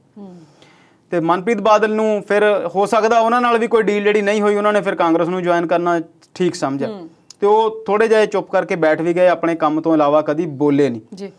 ਜਿੰਨੀ ਉਹ ਵੱਡੀ ਫੈਮਿਲੀ ਤੋਂ ਆਉਂਦੇ ਆ, ਜਿੰਨਾ ਉਹਨਾਂ ਦਾ ਲੀਡਰਸ਼ਿਪ ਦੇ ਵਿੱਚ ਅਹੁਦਾ ਵੱਡਾ ਆ, ਜਿੱਡੀ ਵੱਡੀ ਮਿਨਿਸਟਰੀ ਆ, ਉਹ ਅੱਜ ਤੱਕ ਵੀ ਕਿਸੇ ਵੀ ਸਮੱਸਿਆ ਨੂੰ ਲੈ ਕੇ ਬਹੁਤਾ ਉਹਨਾਂ ਨੇ ਕਿਸੇ ਗੱਲ ਦੇ ਵਿੱਚ ਬੋਲੇ ਨਹੀਂ। ਬੇਅਦਬੀ ਕਾਂਡ ਨੂੰ ਲੈ ਕੇ ਵੀ ਨਹੀਂ, ਕਿਸਾਨ ਅੰਦੋਲਨ ਨੂੰ ਲੈ ਕੇ ਵੀ। ਹਾਂ, ਉਹ GST ਦੇ ਬਕਾਏ ਆਉਣ ਤੋਂ ਲੈ ਕੇ ਹਲਕੀਆਂ ਫੁਲਕੀਆਂ ਗੱਲਾਂ ਨੂੰ ਲੈ ਕੇ ਲੋਕਾਂ ਨੂੰ ਦੱਸਦੇ ਵੀ ਮੈਂ ਹੈਗਾ ਆ ਜੀ। ਆਪਣੇ ਮਹਿਕਮੇ ਤੱਕ ਹੀ ਆ, ਮਹਿਕਮੇ ਦੇ ਵਿੱਚ ਵੀ ਉਹ ਜੋ ਕਰ ਰਹੇ ਨੇ ਸਾਰਿਆਂ ਨੂੰ ਪਤਾ ਹੈ। ਪਹਿਲਾਂ ਲੋਕਾਂ ਤੋਂ ਉਹਨਾਂ ਨੂੰ ਵੀ ਬਹੁਤ ਉਮੀਦਾਂ ਸੀ, ਪਰ ਉਹ ਉਸ ਲੈਵਲ ਤੱਕ ਜਾ ਕੇ ਖਰੇ ਨਹੀਂ ਉਤਰੇ। ਕੁਝ ਨਵੀਆਂ ਯੋਜਨਾਵਾਂ ਜਾਂ ਨਵੀਆਂ ਨੌਕਰੀਆਂ ਜਾਂ ਪੰਜਾਬ ਦੇ ਵਿਕਾਸ ਦੀ ਜਿੰਨੀ ਕੁ ਗੱਲ ਦੀ ਉਹਨਾਂ ਤੋਂ ਉਮੀਦ ਸੀ, ਜਿੰਨਾ ਕੋ ਫਲਸਫੇ ਦੀ ਜਾਣਕਾਰੀ ਰੱਖਦੇ ਆ, ਜਿੰਨਾ ਕਿ ਸਾਹਿਤ ਪੜ੍ਹਦੇ ਆ, ਜਿੰਨੇ ਕੋ ਸ਼ੇਅਰ ਸੁਣਾਉਂਦੇ ਆ, ਉਨੀਆਂ ਚੰਗੀਆਂ ਗੱਲਾਂ ਪੰਜਾਬ ਦੇ ਭਲੇ ਲਈ ਉਹਨਾਂ ਨੇ ਕੀਤੀਆਂ ਨਹੀਂ। ਸਿੱਧੂ ਸਾਹਿਬ ਨੇ ਜਿਹੜੇ ਤੀਰ ਚਲਾਏ ਨੇ, ਉਹਨਾਂ ਨੇ ਦੱਸਿਆ ਕਿ ਮੈਂ ਕੋਈ ਟਰੋਫੀ ਨਹੀਂ ਹੈਗੀ ਜਿਹੜੀ ਜਦੋਂ ਮੈਚ ਦਾ ਟਾਈਮ ਆਵੇ ਤੇ ਕੱਢ ਕੇ ਬਾਹਰ ਰੱਖ ਦਿਓ, ਮੈਚ ਜਿੱਤ ਕੇ ਤੇ ਮੁੜ ਕੇ ਅੰਦਰ ਰੱਖ ਦਿਓ। ਉਹਨਾਂ ਨੇ ਪ੍ਰਸ਼ਾਂਤ ਕਿਸ਼ੋਰ ਦੀ ਉਹ ਗੱਲ ਵੀ ਕੀਤੀ ਕਿ ਪ੍ਰਸ਼ਾਂਤ ਕਿਸ਼ੋਰ ਨੇ ਉਹਨਾਂ ਨੂੰ ਕਿਹਾ ਸੀਗਾ ਕਿ ਜੇ ਤੁਸੀਂ ਆ ਜਾਓਗੇ ਤੇ ਕਾਂਗਰਸ ਦਾ ਭਲਾ ਹੋਣਾ, ਨਹੀਂ ਤੇ ਸੀਟਾਂ 40 ਕੀ ਮਿਲਦੀਆਂ ਨਜ਼ਰ ਆਉਂਦੀਆਂ। ਇਹ ਗੱਲ ਜੇ ਤੁਸੀਂ ਐਨਾਲਿਸਿਸ ਕਰੋ ਤਾਂ ਠੀਕ ਵੀ ਜਾਪਦੀ ਹੈ। ਉਦੋਂ ਸਾਰਾ ਪੰਜਾਬ ਕਹਿ ਰਿਹਾ ਸੀ ਕਿ ਸਿੱਧੂ ਜਿਹੜੇ ਪਾਸੇ ਚੱਲ ਜਾਊਗਾ ਉਹ ਪਾਸਾ ਭਾਰਾ ਹੋ ਜਾਊਗਾ, ਕਿਉਂਕਿ ਬੁਲਾਰੇ ਬਹੁਤ ਚੰਗੇ ਸੀ ਤੇ ਚੰਗਾ ਕੰਮ ਸੀ ਕਰਦੇ। ਤੇ ਦੂਸਰੀ ਗੱਲ ਇਹ ਸੀ ਕਿ ਆਮ ਆਦਮੀ ਪਾਰਟੀ ਵੀ ਉਨੀ ਸਟਰੋਂਗ ਸੀ ਤੇ ਕਾਂਗਰਸ ਵੀ ਉਨੀ ਸਟਰੋਂਗ ਲੱਗਦੀ ਸੀ। ਆਮ ਆਦਮੀ ਪਾਰਟੀ ਦਾ ਜ਼ੋਰ ਜ਼ਿਆਦਾ ਨਜ਼ਰ ਆ ਰਿਹਾ ਸੀ, ਸੋਸ਼ਲ ਮੀਡੀਆ ਕਰਕੇ ਕਹਿ ਲਓ ਜਾਂ ਪੋਸਟਰਸ ਲੱਗੇ ਹੋਏ ਕਰਕੇ ਕਹਿ ਲਓ ਜਾਂ ਦਿੱਲੀ ਸਰਕਾਰ ਦੇ ਵਿੱਚ ਉਹਨਾਂ ਦੇ ਕੰਮ ਕਰਨ ਦੇ ਤੌਰ ਤਰੀਕਿਆਂ ਨੂੰ ਦੇਖ ਕੇ ਆਮ ਲੋਕਾਂ ਦੀਆਂ ਜਿਹੜੀਆਂ ਆਸਾਂ ਸੀ ਉਹਨਾਂ ਤੋਂ ਵੱਧ ਸੀ। ਤੇ ਫਿਰ ਹੋਇਆ ਨਹੀਂ ਇਦਾਂ, ਕਿਉਂਕਿ ਸਿੱਧੂ ਸਾਹਿਬ ਫਿਰ ਪਾਰਟੀ ਦੂਸਰੀ ਜੁਆਇਨ ਕਰ ਗਏ ਤੇ ਫਿਰ ਉਹ ਜਿਹੜਾ ਸੀ ਗੱਲਬਾਤ ਹੋਈ ਨਹੀਂ। ਤੇ ਬਹੁਤ ਸਾਰੇ ਲੋਕ ਇਹ ਵੀ ਕਹਿੰਦੇ ਨੇ ਕਿ ਕਾਂਗਰਸ ਤੇ ਅਕਾਲੀ ਦਲ ਨੇ ਬਹੁਤ ਸਾਰਾ ਚੀਜ਼ਾਂ ਦੇ ਵਿੱਚ ਹੇਰ-ਫੇਰ ਜਿਹੜਾ ਸੀ ਉਹ ਆਪਸ ਦੇ ਵਿੱਚ ਸੈੱਟ ਕਰ ਲਿਆ ਸੀ ਤੇ ਇਸ ਕਰਕੇ ਆਮ ਆਦਮੀ ਪਾਰਟੀ ਨੂੰ ਸੀਟਾਂ ਜਿਹੜੀਆਂ ਘੱਟ ਮਿਲੀਆਂ। ਹੁਣ ਜਿਹੜੀਆਂ ਗੱਲਾਂ ਸਿੱਧੂ ਸਾਹਿਬ ਨੇ ਉਠਾਈਆਂ, ਮੈਂ ਇਸ ਗੱਲ ਨੂੰ ਥੋੜੀ ਦੇਰ ਲਈ ਆਪਾਂ ਪਾਸੇ ਛੱਡ ਦਈਏ ਕਿ ਉਹ ਮੁੱਖ ਮੰਤਰੀ ਬਣਨਾ ਚਾਹੁੰਦੇ ਨੇ ਜਾਂ ਡਿਪਟੀ ਮੁੱਖ ਮੰਤਰੀ ਬਣਨਾ ਚਾਹੁੰਦੇ ਨੇ ਜਾਂ ਪਾਰਟੀ ਦੇ ਪ੍ਰਧਾਨ ਬਣਨਾ ਚਾਹੁੰਦੇ ਨੇ। ਐਜ਼ ਏ MLAs ਕਹਿ ਲਓ ਜਾਂ ਐਜ਼ ਏ ਪੰਜਾਬੀ ਕਹਿ ਲਓ, ਜਿਹੜੇ ਉਹਨਾਂ ਨੇ ਮੁੱਦੇ ਉਠਾਏ ਨੇ, ਉਹ ਜਿਹੜੇ ਮੁੱਦੇ ਨੇ ਉਹ ਸਾਰੇ ਦੇ ਸਾਰੇ ਅੱਜ ਵੀ ਜਾਇਜ਼ ਨੇ, ਰੈਲੇਵੈਂਟ ਨੇ। ਲੋਕ ਉਹਨਾਂ ਮੁੱਦਿਆਂ ਨੂੰ ਲੈ ਕੇ ਸਜਗ ਵੀ ਨੇ ਤੇ ਸਵਾਲ ਵੀ ਪੁੱਛਦੇ ਨੇ ਤੇ ਵੋਟਾਂ ਦੇ ਵਿੱਚ ਜਿਹੜੀ ਵੀ ਪਾਰਟੀ ਜਾਊਗੀ ਲੋਕਾਂ ਤੋਂ ਵੋਟਾਂ ਮੰਗਣ, ਇਹ ਸਵਾਲ ਜਿਹੜੇ ਉਹਨਾਂ ਲਈ ਖੜੇ ਰਹਿਣਗੇ। ਦੇਖੋ, ਉਹਨਾਂ ਨੇ ਗੱਲ ਕੀਤੀ ਹੈ ਕਿ ਬੇਅਦਬੀ ਮਾਮਲਾ 4.5 ਸਾਲਾਂ 'ਚ ਹੱਲ ਕਿਉਂ ਨਹੀਂ ਹੋਇਆ। ਕਹਿੰਦੇ 4.5 ਦਿਨਾਂ ਦਾ ਮਸਲਾ ਹੈ। ਬਿਲਕੁਲ, ਚਲੋ 4.5 ਦਿਨ ਦਾ ਨਾ ਸਹੀ, ਉਹ ਤਾਂ ਤੁਸੀਂ ਉਹਨਾਂ ਨਾਲ ਕਹਿ ਲਓ ਵੀ ਤੁਕਬੰਦੀ ਕਰ ਲੈਂਦੇ ਨੇ ਹਰ ਗੱਲ ਦੇ ਵਿੱਚ, ਗੁਰੂ ਨੇ ਸ਼ਾਇਰੀ ਵੀ ਕਰ ਲੈਂਦੇ ਨੇ ਤੋੜ ਮਰੋੜ ਕੇ ਤੇ ਬਹੁਤ ਸਾਰੀਆਂ ਗੱਲਾਂ ਉਹਨਾਂ ਨੂੰ ਯਾਦ ਰਹਿੰਦੀਆਂ ਨੇ। ਪਰ ਇਹ ਗੱਲ ਤਾਂ ਮੰਨਣੀ ਪਊਗੀ ਕਿ 4.5 ਸਾਲ 'ਚ ਜੇ ਮਸਲਾ ਹੱਲ ਨਹੀਂ ਹੁੰਦਾ ਤੇ ਉਹਦੇ ਪਿੱਛੇ ਸਿਆਸਤ ਜਿਹੜੀ ਆ ਭਾਰੀ। ਫਿਰ ਤੁਸੀਂ ਜਦੋਂ ਪਿਛਲੀ ਸਰਕਾਰ 'ਚ 17 'ਚ ਚਲੇ ਜਾਓ, ਸਭ ਤੋਂ ਵੱਡਾ ਰੌਲਾ ਸੀ ਰੇਤ ਮਾਫੀਆ ਦਾ, ਕੇਬਲ ਮਾਫੀਆ ਦਾ, ਸ਼ਰਾਬ ਮਾਫੀਆ ਦਾ, ਟਰਾਂਸਪੋਰਟ ਮਾਫੀਆ ਦਾ। ਇਹਨਾਂ 'ਚੋਂ ਕੋਈ ਵੀ ਹੱਲ ਨਹੀਂ ਹੋਇਆ। ਉਹਨਾਂ ਨੇ ਦੱਸਿਆ ਸੀ ਕਿ ਮੈਂ ਜਿਹੜੀ ਪਹਿਲੀ ਮੀਟਿੰਗ ਕੈਬਨਿਟ ਦੀ ਹੋਈ ਉਹ 'ਚ ਤੇਲੰਗਾਨਾ ਦੀ ਮਾਈਨਿੰਗ ਮਾਫੀਆ ਦੀ ਗੱਲ ਕੀਤੀ ਸੀ ਕਿ ਮਾਈਨਿੰਗ ਨੂੰ ਲੈ ਕੇ ਉਹਨਾਂ ਦੇ ਕੋਲ ਇੱਕ ਤੇਲੰਗਾਨਾ ਵਾਲਾ ਮਾਡਲ ਸੀ ਜਾਂ ਉਹਨਾਂ ਦੇ ਮਨ 'ਚ ਕੋਈ ਖਿਆਲ ਸੀ ਤੇ ਉਹਨਾਂ ਨੇ ਇੱਕ ਪ੍ਰਪੋਜ਼ਲ ਰੱਖਿਆ ਸੀ, ਪਰ ਉਹਨਾਂ ਨੂੰ ਉਸ ਗੱਲ ਦੇ ਉੱਤੇ ਸਰਕਾਰ ਨੇ ਬਿਲਕੁਲ ਧਿਆਨ ਨਹੀਂ ਦਿੱਤਾ। ਟਰਾਂਸਪੋਰਟ ਮਾਫੀਆ ਦੀ ਗੱਲ ਕਰੀਏ ਤੇ ਟਰਾਂਸਪੋਰਟ ਦੇ ਵਿੱਚ ਜੋ ਬਾਦਲ ਫੈਮਿਲੀ ਦੀਆਂ ਬੱਸਾਂ ਚੱਲਦੀਆਂ ਨੇ ਉਹਨਾਂ ਦੇ ਐਕਸੀਡੈਂਟ ਹੋਏ ਨੇ, ਲੋਕਾਂ ਦੀ ਜਾਨ ਗਈ ਆ, ਪੈਸੇ ਦਿੱਤੇ ਗਏ ਨੇ। ਬੱਸ ਅੱਡਿਆਂ ਤੇ ਜਾ ਕੇ ਦੇਖ ਲਓ ਜੋ ਸਰਕਾਰੀ ਬੱਸਾਂ ਦਾ ਹਾਲ ਆ ਤੇ ਜੋ ਪ੍ਰਾਈਵੇਟ ਟਰਾਂਸਪੋਰਟਰਾਂ ਦਾ ਹਾਲ ਆ। ਕੱਲੀ ਬਾਦਲ ਫੈਮਿਲੀ ਨਹੀਂ, ਹੋਰ ਵੱਡੀਆਂ ਬਹੁਤ ਫੈਮਲੀਆਂ ਨੇ ਜਿਨ੍ਹਾਂ ਕੋਲ ਆਪਣੀ ਟਰਾਂਸਪੋਰਟ ਸਿਸਟਮਸ ਨੇ, ਜਿਹੜੇ ਟਰਾਂਸਪੋਰਟ ਦੇ ਬਿਜ਼ਨਸ 'ਚ ਗਏ ਨੇ, ਕਮਾਈ ਕਰ ਰਹੇ ਨੇ। ਤੇ ਗੱਲ ਫਿਰ ਉਹਨਾਂ ਦੀ ਸਹੀ ਜਾਪਦੀ ਆ। ਕਿੰਨੀਆਂ ਪੰਜਾਬ ਦੇ ਵਿੱਚੋਂ ਬੱਸਾਂ ਨੇ ਜਿਹੜੀਆਂ ਵੱਡੇ ਵੱਡੇ ਰੂਟਾਂ ਤੇ ਚੱਲਦੀਆਂ ਨੇ, ਇੱਕ ਪਰਮਿਟ ਤੇ 2-2 4-4 ਬੱਸਾਂ ਚੱਲਦੀਆਂ ਨੇ। ਆਰਟੀਆਈ ਦੀਆਂ ਜਾਣਕਾਰੀਆਂ ਲੋਕਾਂ ਨੇ ਲੈ ਕੇ ਰੱਖੀਆਂ ਨੇ, ਮਿਨਿਸਟਰਾਂ ਨੂੰ 20 ਵਾਰ ਸਵਾਲ ਪੁੱਛੇ ਨੇ, ਪਰ ਗੱਲ ਉੱਥੇ ਦੀ ਉੱਥੇ। ਰੇਤ ਮਾਫੀਆ ਦੀ ਗੱਲ ਕਰ ਲਓ, ਕੈਪਟਨ ਸਾਹਿਬ ਨੇ ਆਪ ਇੱਕ ਦਿਨ ਕਿਹਾ ਸੀਗਾ ਕਿ ਮੈਂ ਹੈਲੀਕਾਪਟਰ ਤੋਂ ਜਾਂਦੇ ਦੇਖਿਆ ਸੀਗਾ ਤੇ ਉਹਨਾਂ ਨੇ ਬੜੇ ਵੱਡੇ ਆਦੇਸ਼ ਦਿੱਤੇ ਸੀ, ਪਰ ਹੋਇਆ ਕੀ? ਕੁਝ ਵੀ ਨਹੀਂ। ਤੁਸੀਂ ਪੰਜਾਬ ਦੀ ਕਿਸੇ ਵੱਡੀ ਸੜਕ ਤੇ ਖੜੇ ਹੋ ਕੇ ਦੇਖ ਲਓ, ਰੇਤਾ ਦੇ ਟਰਾਲੀਆਂ ਟਿੱਪਰ ਉਦਾਂ ਹੀ ਜਾਂਦੇ ਨੇ ਤੇ ਸਰਕਾਰ ਦੇ ਖਜ਼ਾਨੇ 'ਚ ਕੀ ਜਾ ਰਿਹਾ ਇਹ ਸਰਕਾਰ ਹੀ ਦੱਸ ਸਕਦੀ ਹੈ। ਸ਼ਰਾਬ ਮਾਫੀਆ ਦੀ ਗੱਲ ਕਰ ਲਓ, ਉਹ L1 ਆ ਜੀ, ਉਹ L2 ਆ ਜੀ, ਉਹ ਫਲਾਨੀ ਫੈਕਟਰੀ ਬਣਾ ਰਹੀ ਆ ਜੀ, ਉਹ ਫੈਕਟਰੀ ਨੇ ਸੀਰਾ ਸੁੱਟ ਦਿੱਤਾ ਜੀ, ਉੱਥੇ ਮੱਛੀਆਂ ਮਰ ਗਈਆਂ ਜੀ, ਮੁੜ ਕੇ 2 ਕਰੋੜ ਜੁਰਮਾਨਾ ਹੋ ਗਿਆ ਜੀ। ਉਹ ਜੁਰਮਾਨਾ ਕਿਸੇ ਨੇ ਦਿੱਤਾ ਕਿ ਨਹੀਂ ਦਿੱਤਾ ਰੱਬ ਜਾਣੇ। ਪੰਜਾਬ ਦੇ ਸਾਰੇ ਮਸਲੇ ਜਿਹੜੇ ਆ ਉੱਥੇ ਦੇ ਉੱਥੇ ਖੜੇ ਨੇ। ਸਰਕਾਰ ਨੇ 4.5 ਸਾਲਾਂ 'ਚ ਬਿਲਕੁਲ ਕੁਝ ਨਹੀਂ ਕੀਤਾ। ਸਿੱਧੂ ਨੇ ਅੱਜ ਇਹ ਗੱਲ ਕਹੀ ਆ ਕਿ ਮੈਨੂੰ ਤੁਸੀਂ ਕੋਈ ਲੀਡਰ ਹੀ ਨਾ ਦਿਓ, ਮੈਨੂੰ MLA ਵੀ ਨਾ ਬਣਾਓ, ਮੈਨੂੰ ਜ਼ਿਲ੍ਹਾ ਪ੍ਰੀਸ਼ਦ ਦਾ ਮੈਂਬਰ ਬਣਾ ਦਿਓ, ਜੋ ਕੈਪਟਨ ਸਾਹਿਬ ਕਹਿਣਗੇ ਮੈਂ ਉਹੀ ਕਰੂੰਗਾ, ਪਰ ਇਹਨਾਂ ਮੁੱਦਿਆਂ ਦਾ ਹੱਲ ਤੇ ਕਰੋ। ਕਹਿੰਦਾ ਲੜਾਈ ਕੁਰਸੀ ਦੀ ਨਹੀਂ, ਲੜਾਈ ਮੁੱਦਿਆਂ ਦੀ ਆ। ਬਿਲਕੁਲ ਠੀਕ, ਉਹਨਾਂ ਦੀ ਗੱਲ ਜਿਹੜੀ ਆ ਇਹ ਗੱਲ ਜਾਇਜ਼ ਆ। ਜਦੋਂ ਆਪ ਕਹਿੰਦੇ ਨੇ ਕਿ ਮੈਨੂੰ ਟਿਕਟ ਵੀ ਨਾ ਦਿਓ, ਪਰ ਇਹ ਤੁਸੀਂ 4.5 ਸਾਲ 'ਚ ਕਿਉਂ ਨਹੀਂ ਕੀਤਾ, ਇਹ ਜਵਾਬ ਦਿਓ। ਅੱਗੋਂ ਤੁਸੀਂ ਕਰੋਗੇ ਕਿ ਨਹੀਂ ਕਰੋਗੇ ਇਹ ਤਾਂ ਬਾਅਦ ਦੀ ਗੱਲ ਹੈ ਜੀ। ਉਹਦੇ ਨਾਲ ਉਹਨਾਂ ਨੇ ਬਿਜਲੀ ਦੀ ਗੱਲ ਕੀਤੀ ਕਿ ਬਿਜਲੀ ਸਮਝੌਤਿਆਂ 'ਚ ਕੀ ਹੋ ਰਿਹਾ। ਦੇਖੋ ਬਹੁਤ ਸਾਰੀ ਬਿਜਲੀ ਪੰਜਾਬ 'ਚ ਜਿਹੜੀ ਆ ਫ੍ਰੀ ਦਿੱਤੀ ਜਾ ਰਹੀ ਹੈ, ਦਿੱਤੀ ਜਾਣੀ ਚਾਹੀਦੀ ਹੈ, ਨਹੀਂ ਜਾਣੀ ਚਾਹੀਦੀ, ਮੈਂ ਉਸ ਡਿਬੇਟ 'ਚ ਨਹੀਂ ਪੈਂਦਾ। ਪਰ ਪੰਜਾਬ ਦੇ ਲੋਕ, ਪੰਜਾਬ ਦੇ ਮਿਡਲ ਕਲਾਸ ਦੇ ਲੋਕ ਹਿੰਦੁਸਤਾਨ 'ਚ ਸਭ ਤੋਂ ਮਹਿੰਗੀ ਬਿਜਲੀ ਵਰਤ ਰਹੇ। ਬਿਲਕੁਲ ਠੀਕ ਹੈ ਜੀ। ਪੰਜਾਬ ਦੇ ਪਾਣੀ ਦੀ ਸਮੱਸਿਆ ਨੂੰ ਲੈ ਕੇ ਸਰਕਾਰ ਨੇ ਕੋਈ ਠੋਸ ਹੱਲ ਨਹੀਂ ਕੀਤਾ। ਕਿਸਾਨ ਲੜ ਰਹੇ ਨੇ, ਉਹ ਇੱਕ ਵੱਖਰਾ ਵਿਸ਼ਾ ਹੈ। ਕੀ ਪੰਜਾਬ ਸਰਕਾਰ ਨੇ ਕਿਸਾਨਾਂ ਦੇ ਭਲੇ ਲਈ ਉੱਥੇ ਕੋਈ ਹੱਲ ਕਰਨ ਦੀ ਕੋਸ਼ਿਸ਼ ਕੀਤੀ? ਬਿਜਲੀ ਸਮਝੌਤਿਆਂ ਨੂੰ ਰੱਦ ਕਰਨ ਦੀ ਗੱਲ ਕੀਤੀ? ਗੱਲਾਂ ਤੇ ਸਾਰੀਆਂ ਹੁੰਦੀਆਂ ਸੀ ਨਾ ਜਦੋਂ ਸਰਕਾਰ ਨਹੀਂ ਬਣੀ ਸੀ। ਬਿਲਕੁਲ। ਸੋ ਇਸ ਮਾਮਲੇ ਦੇ ਵਿੱਚ ਸਿੱਧੂ ਸਾਹਿਬ ਨੇ ਜਿਹੜੇ ਪੁਆਇੰਟ ਉਠਾਏ ਆ, ਮੈਂ ਕਹਿੰਦਾ ਸਿੱਧੂ ਸਾਹਿਬ ਦੇ ਪੁਆਇੰਟ ਨਹੀਂ ਹੈਗੇ, ਉਹ ਪੰਜਾਬ ਸਰਕਾਰ ਦੇ ਪੁਆਇੰਟ ਜੀ। ਉਹ 2 ਨੌਕਰੀਆਂ ਦੀ ਗੱਲ ਵੀ ਉਹਨਾਂ ਨੇ ਕੀਤੀ। ਕੈਪਟਨ ਸਾਹਿਬ ਨੂੰ ਪਾਰਟੀ ਨੂੰ ਇਕੱਠੇ ਕਰਨਾ ਚਾਹੀਦਾ, ਅੰਦਰ ਬੈਠ ਕੇ ਸਾਰੀ ਗੱਲ ਹੋਣੀ ਚਾਹੀਦੀ ਆ, ਇਹਦਾ ਲਬੋ ਲਬਾਬ ਵੀ ਬਣਾ ਲੈਣਾ ਚਾਹੀਦਾ, ਇਲੈਕਸ਼ਨ ਲੜ ਲੈਣ। 4.5 ਸਾਲ ਤਾਂ ਬੀਤ ਗਏ, ਪਰ ਹੁਣ ਇਦਾਂ ਨਾ ਕਰੋ ਕਿ ਅਗਲੇ 4.5 ਸਾਲ ਜਾਂ ਅਗਲੇ 45 ਸਾਲ 50 ਸਾਲ ਬੀਤ ਜਾਣ ਤੇ ਪੰਜਾਬ ਹੌਲੀ ਦੀ ਹੌਲੀ ਅੱਗੇ ਤੋਂ ਅੱਗੇ ਨੀਚੇ ਜਾਈ ਜਾਵੇ। ਲੱਖਾਂ ਦੇ ਲੱਖਾਂ ਲੋਕ ਬਾਹਰ ਜਾਈ ਜਾ ਰਹੇ ਨੇ। ਸਟੂਡੈਂਟ ਜਿਹੜੇ +2 ਕਰਦੇ ਨੇ ਉਹ ਬ੍ਰੇਨ ਡਰੇਨ ਹੋ ਰਿਹਾ ਵੱਡੇ ਲੈਵਲ ਤੇ, ਉਹਦੇ ਵੱਲ ਕੋਈ ਧਿਆਨ ਨਹੀਂ ਹੈ। ਸਿੱਧੂ ਸਾਹਿਬ ਨੂੰ ਅਹੁਦਾ ਦੇਣਾ ਨਹੀਂ ਦੇਣਾ ਵੱਖਰੀ ਗੱਲ ਹੈ, ਪਰ ਇਹਨਾਂ ਸਵਾਲਾਂ ਨੂੰ ਸਿੱਧੂ ਦੇ ਸਵਾਲ ਨਾ ਲੈ ਕੇ ਪੰਜਾਬ ਦੇ ਸਵਾਲ ਸਮਝ ਕੇ ਤੇ ਗੌਰ ਕੀਤਾ ਜਾਵੇ, ਤਾਂ ਤੁਸੀਂ ਚੰਗੇ ਸ਼ਾਸਕ ਬਣੋਗੇ, ਜਾਂ ਚੰਗੀ ਸਰਕਾਰ ਲੋਕਾਂ ਨੂੰ ਦੇਣ ਦੇ ਵੱਲ ਤੁਹਾਡਾ ਕੋਈ ਕਦਮ ਪੁੱਟ ਹੋਵੇਗਾ। ਜੇ ਤੁਹਾਡਾ ਧਿਆਨ ਸਿਰਫ ਇਹੀ ਆ ਕਿ ਮੈਂ ਰਾਤ ਨੂੰ ਟਵੀਟ ਕਰ ਦੇਣਾ ਕਿ ਜੋ ਮੈਂ ਕਹਿਤਾ ਉਹ ਤਾਂ ਠੀਕ ਆ, ਫਿਰ ਤੇ ਠੀਕ ਹੀ ਆ ਜੀ। ਬਿਲਕੁਲ ਦਰੁਸਤ ਆਖਿਆ ਤੁਸੀਂ। ਚਰਚਾ ਇਸੇ ਤਰ੍ਹਾਂ ਜਾਰੀ ਰੱਖਾਂਗੇ, ਪਰ ਇਸ ਵੇਲੇ ਵੇਲਾ ਹੋ ਗਿਆ ਇੱਕ ਛੋਟੀ ਜਿਹੀ ਬ੍ਰੇਕ ਦਾ। ਜਲਦ ਹਾਜ਼ਰ ਹੁੰਨੇ ਆ।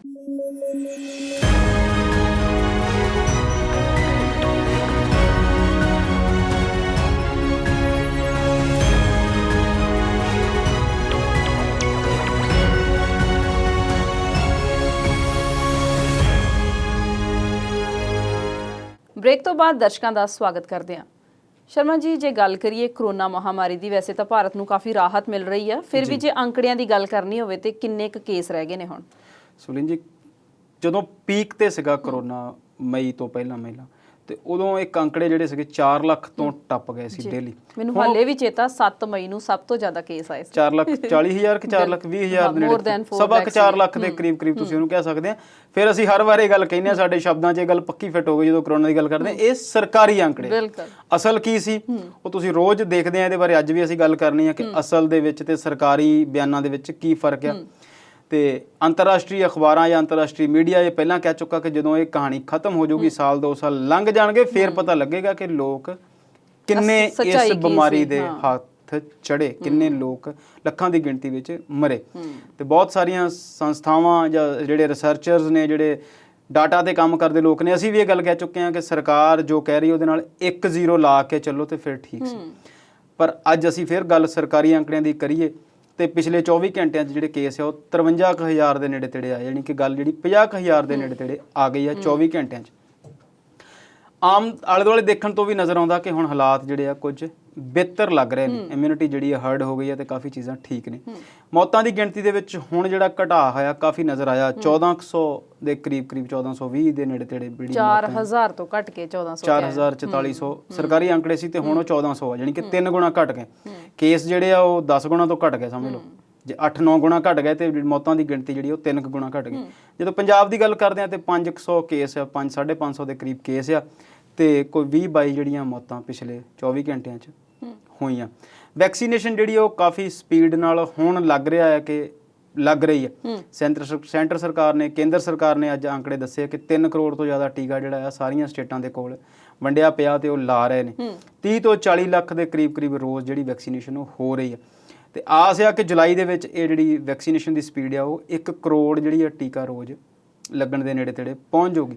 ਕਰੋੜ ਸਰਕਾਰ ਕਹਿ ਰਹੀ ਹੈ ਜੇ 80 ਲੱਖ ਦੇ ਨੇੜੇ ਤੇੜੇ 80-90 ਲੱਖ ਤੱਕ ਵੀ ਪਹੁੰਚ ਜਾਈਏ ਤੇ ਕਾਫੀ ਠੀਕ ਹੋਵੇ।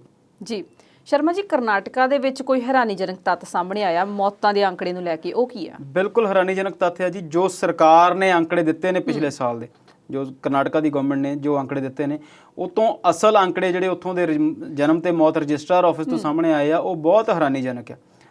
6 ਗੁਣਾ ਸਰਕਾਰ ਨੇ ਰਿਕਾਰਡਿੰਗ ਜਿਹੜੀ ਉਹ ਘੱਟ ਦੱਸੀ ਹੋਈ ਹੈ। ਸਰਕਾਰ ਨੇ ਦੱਸਿਆ ਉੱਥੇ ਕਿ ਅਪ੍ਰੈਲ 20 ਤੋਂ ਮਈ 21 ਤੱਕ 29,000 ਡੈਥ ਜਿਹੜੀ ਆ ਕੋਵਿਡ ਨਾਲ ਸਰਕਾਰ ਨੇ ਅਨਾਉਂਸ ਕੀਤੀ ਹੈ, ਜਦ ਕਿ ਉੱਥੇ ਇਸ ਤੋਂ ਵੱਧ 1,67,000 ਮੌਤਾਂ ਦੀ ਜਿਹੜੀ ਰਜਿਸਟ੍ਰੇਸ਼ਨ ਹੋਈ ਹੈ। ਤੇ ਫਿਰ ਅਸੀਂ ਸੱਚੇ ਹੀ ਕਹਿੰਦੇ ਆ ਵੀ ਇਹ ਸਰਕਾਰੀ ਅੰਕੜੇ ਨੇ ਤੇ ਅੰਕੜੇ ਕੁਝ ਹੋਰ ਵੀ ਹੋ ਸਕਦੇ ਨੇ। ਬਿਲਕੁਲ ਜੀ, ਅਸੀਂ ਤਾਂ ਪਹਿਲਾਂ ਹੀ ਕਿਹਾ ਕਿ ਜਿਹੜੇ ਸਰਕਾਰ ਇਸ ਚੀਜ਼ ਨੂੰ ਬਹੁਤ ਵੱਡੇ ਪੱਧਰ ਤੇ ਲੁਕੋ ਰਹੀ ਹੈ। ਲੁਕਾਉਣਾ ਨਹੀਂ ਚਾਹੀਦਾ ਕਿਉਂਕਿ ਬੀਤੇ 'ਚ ਅਸੀਂ ਗੱਲ ਕੀਤੀ ਸੀ ਕਿ 300 ਤੋਂ ਜ਼ਿਆਦਾ ਡਾਕਟਰਸ ਤੇ ਜਿਹੜੇ ਡਾਟਾ ਵਿਗਿਆਨੀ ਸੀ ਉਹਨਾਂ ਨੇ ਮੋਦੀ ਸਰਕਾਰ ਨੂੰ ਕਿਹਾ ਸੀਗਾ ਕਿ ਸਾਨੂੰ ਸਹੀ ਅੰਕੜੇ ਦਿਓ ਤਾਂ ਜੋ ਅਸੀਂ ਲੋਕਾਂ ਨੂੰ ਇਹਦੇ ਬਾਰੇ ਸੁਚੇਤ ਕਰ ਸਕੀਏ, ਤਾਂ ਜੋ ਅਸੀਂ ਤੁਹਾਡੀ ਜਿਹੜੀਆਂ ਦਵਾਈਆਂ ਆ, ਜਿਹੜੇ ਤੁਹਾਡੇ ਤਰੀਕੇ ਨੇ ਉਹਨਾਂ ਦਾ ਜਿਹੜਾ ਮੁਲਾਂਕਣ ਸਹੀ ਤਰੀਕੇ ਨਾਲ ਕਰਕੇ ਤੁਹਾਨੂੰ ਸਹੀ ਅਗਾਊਂ ਲਈ ਦਿਸ਼ਾ ਨਿਰਦੇਸ਼ ਦੇ ਸਕੀਏ।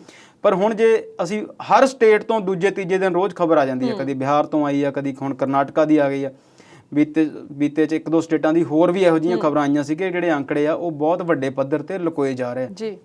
ਦੇਖੋ ਥੋੜੇ ਬਹੁਤੇ ਅੱਗੇ ਪਿੱਛੇ ਹੋ ਜਾਣ ਤੋਂ ਚੱਲਦੇ ਆ, ਪਰ ਕਿੱਥੇ 29,000 ਤੇ ਕਿੱਥੇ 1,67,000, 6 ਗੁਣਾ ਦਾ ਫਰਕ ਆ।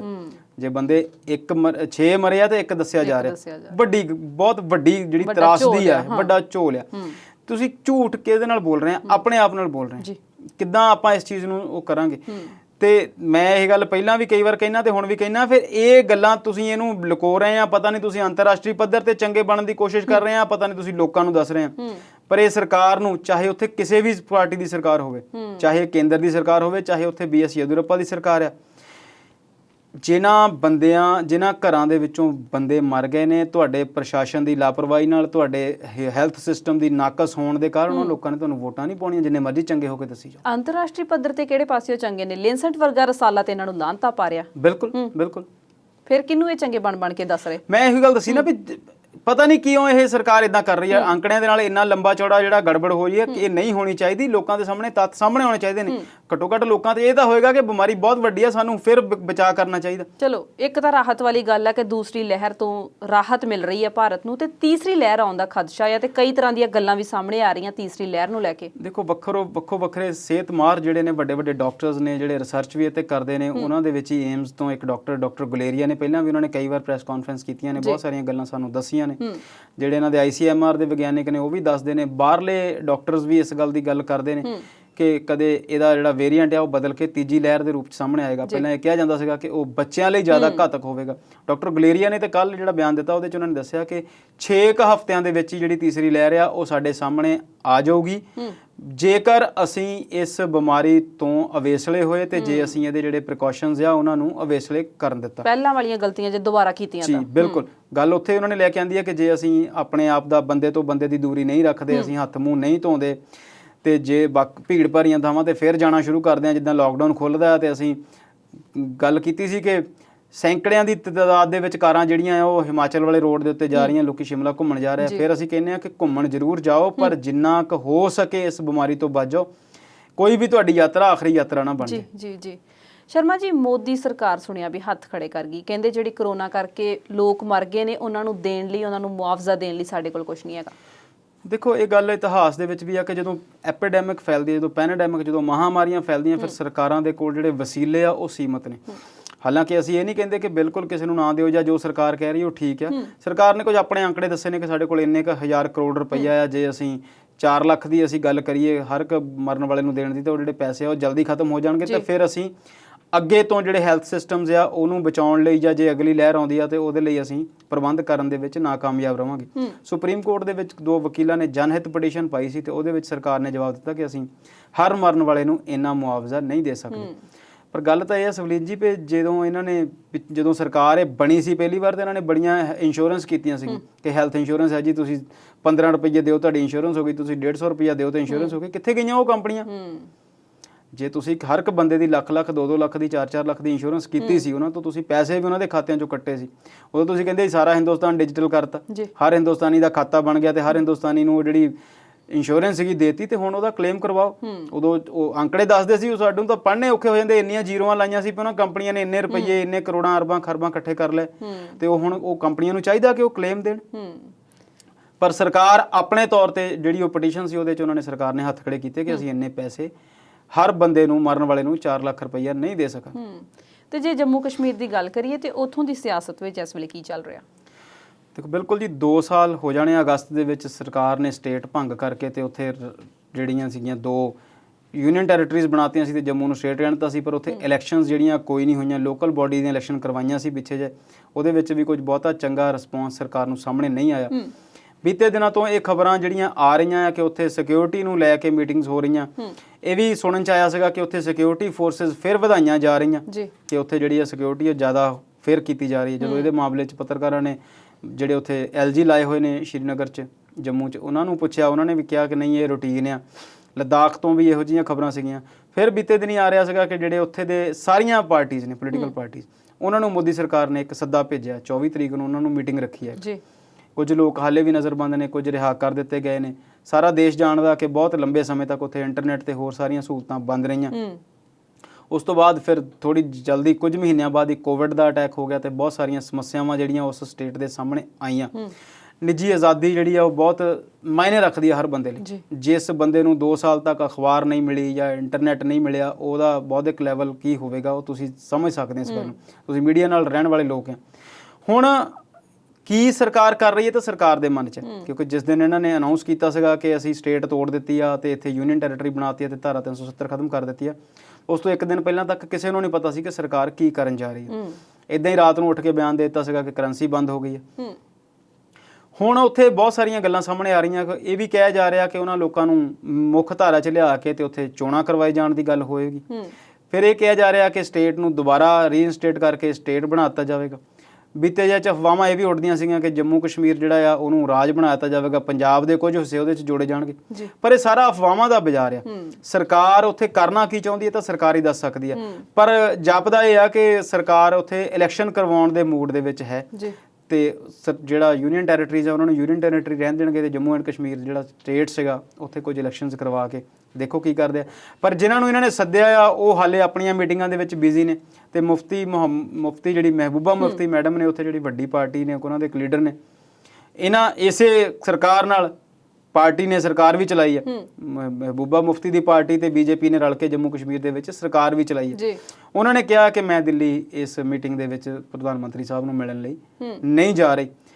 ਦੇਖੋ ਕੀ ਸਰਕਾਰ ਦੇ ਮਨ ਦੇ ਵਿੱਚ ਹੈ, ਕੀ ਉਹ ਕਰਨਗੀ। ਪਰ ਗੱਲ ਇਹ ਆ ਕਿ ਆਮ ਲੋਕਾਂ ਦੀ ਜਿਹੜੀ ਜ਼ਿੰਦਗੀ ਆ ਉਹ ਬਿਹਤਰ ਹੋਣੀ ਚਾਹੀਦੀ। 370 ਹਟਾਈ ਆ ਤੇ ਉਹਦਾ ਫਾਇਦਾ ਆਮ ਲੋਕਾਂ ਨੂੰ ਮਿਲਣਾ ਚਾਹੀਦਾ, ਫੇਰ ਚੰਗੀ ਗੱਲ ਹੈ। ਜੀ ਸ਼ਰਮਾ ਜੀ, ਅੱਜ ਇੰਟਰਨੈਸ਼ਨਲ ਯੋਗਾ ਡੇ ਆ, ਇਹਦੀ ਵੀ ਗੱਲ ਕਰਦੇ ਆ, ਪਰ ਇਸ ਵੇਲੇ ਵੇਲਾ ਹੋ ਗਿਆ ਇੱਕ ਨਿੱਕੀ ਜਿਹੀ ਬ੍ਰੇਕ ਦਾ। ਜਲਦ ਹਾਜ਼ਰ ਹੁੰਨੇ ਆ।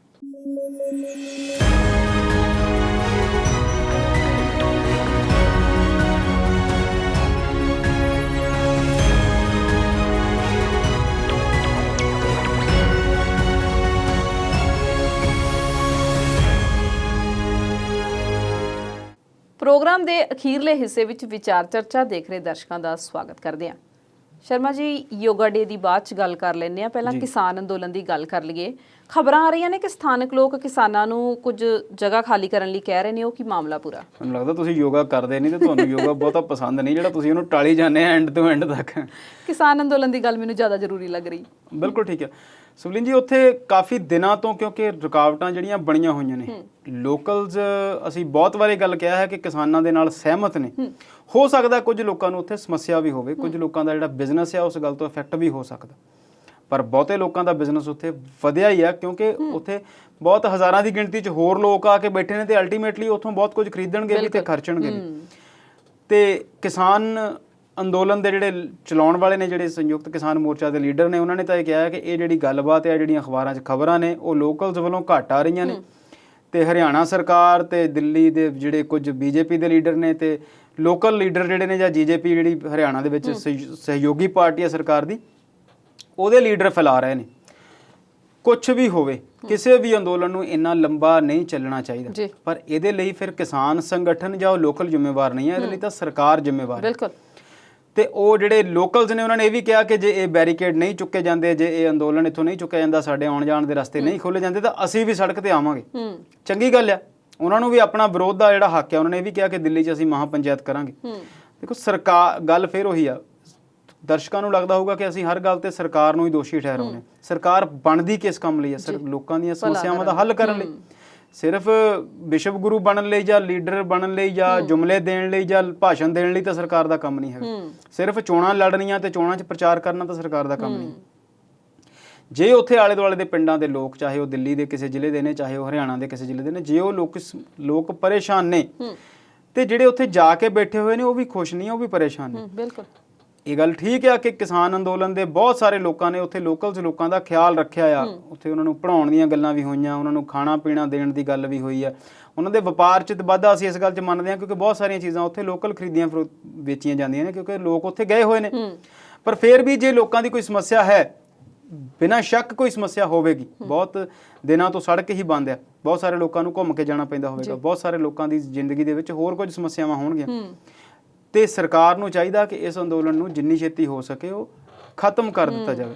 ਦੇਖੋ ਸਮੱਸਿਆਵਾਂ ਤੇ ਇੱਥੇ ਪੰਜਾਬ ਦੇ ਵਿੱਚ ਲੀਡਰਾਂ ਨੂੰ ਬਹੁਤ ਆ ਰਹੀਆਂ ਅੱਜ ਕੱਲ੍ਹ। ਬਿਲਕੁਲ। ਕਿਸਾਨ ਅੰਦੋਲਨ ਤੋਂ ਇੱਕ ਦਿਨ ਇੱਕ ਹਲਕੀ ਜਿਹੀ ਖਬਰ ਆਈ ਕਿ ਕਿਸੇ ਵੀ ਲੀਡਰ ਨੂੰ, ਚਾਹੇ ਉਹ ਕਿਸੇ ਵੀ ਪਾਰਟੀ ਦਾ ਹੋਵੇ, ਉਹਨੂੰ ਪਿੰਡ 'ਚ ਨਾ ਆਉਣ ਦਿੱਤਾ ਜਾਵੇ ਤੇ ਲੋਕ ਕਿੰਨੀ ਜਲਦੀ ਇਕੱਠੇ ਹੋ ਗਏ। ਚਾਹੇ ਉਹ ਰਾਜਾ ਵੜਿੰਗ ਸੀ, ਚਾਹੇ ਉਹ ਬੀਜੇਪੀ ਦਾ ਕੋਈ ਲੀਡਰ ਸੀ, ਚਾਹੇ ਉਹ ਆਮ ਆਦਮੀ ਪਾਰਟੀ ਦਾ ਲੀਡਰ ਸੀ, ਚਾਹੇ ਉਹ ਕਾਂਗਰਸ ਦੇ ਵਿਧਾਇਕ ਸੀ, ਉਹਨਾਂ ਦਾ ਪਿੰਡ 'ਚ ਆਉਣਾ ਲੋਕਾਂ ਨੇ ਔਖਾ ਕਰਤਾ।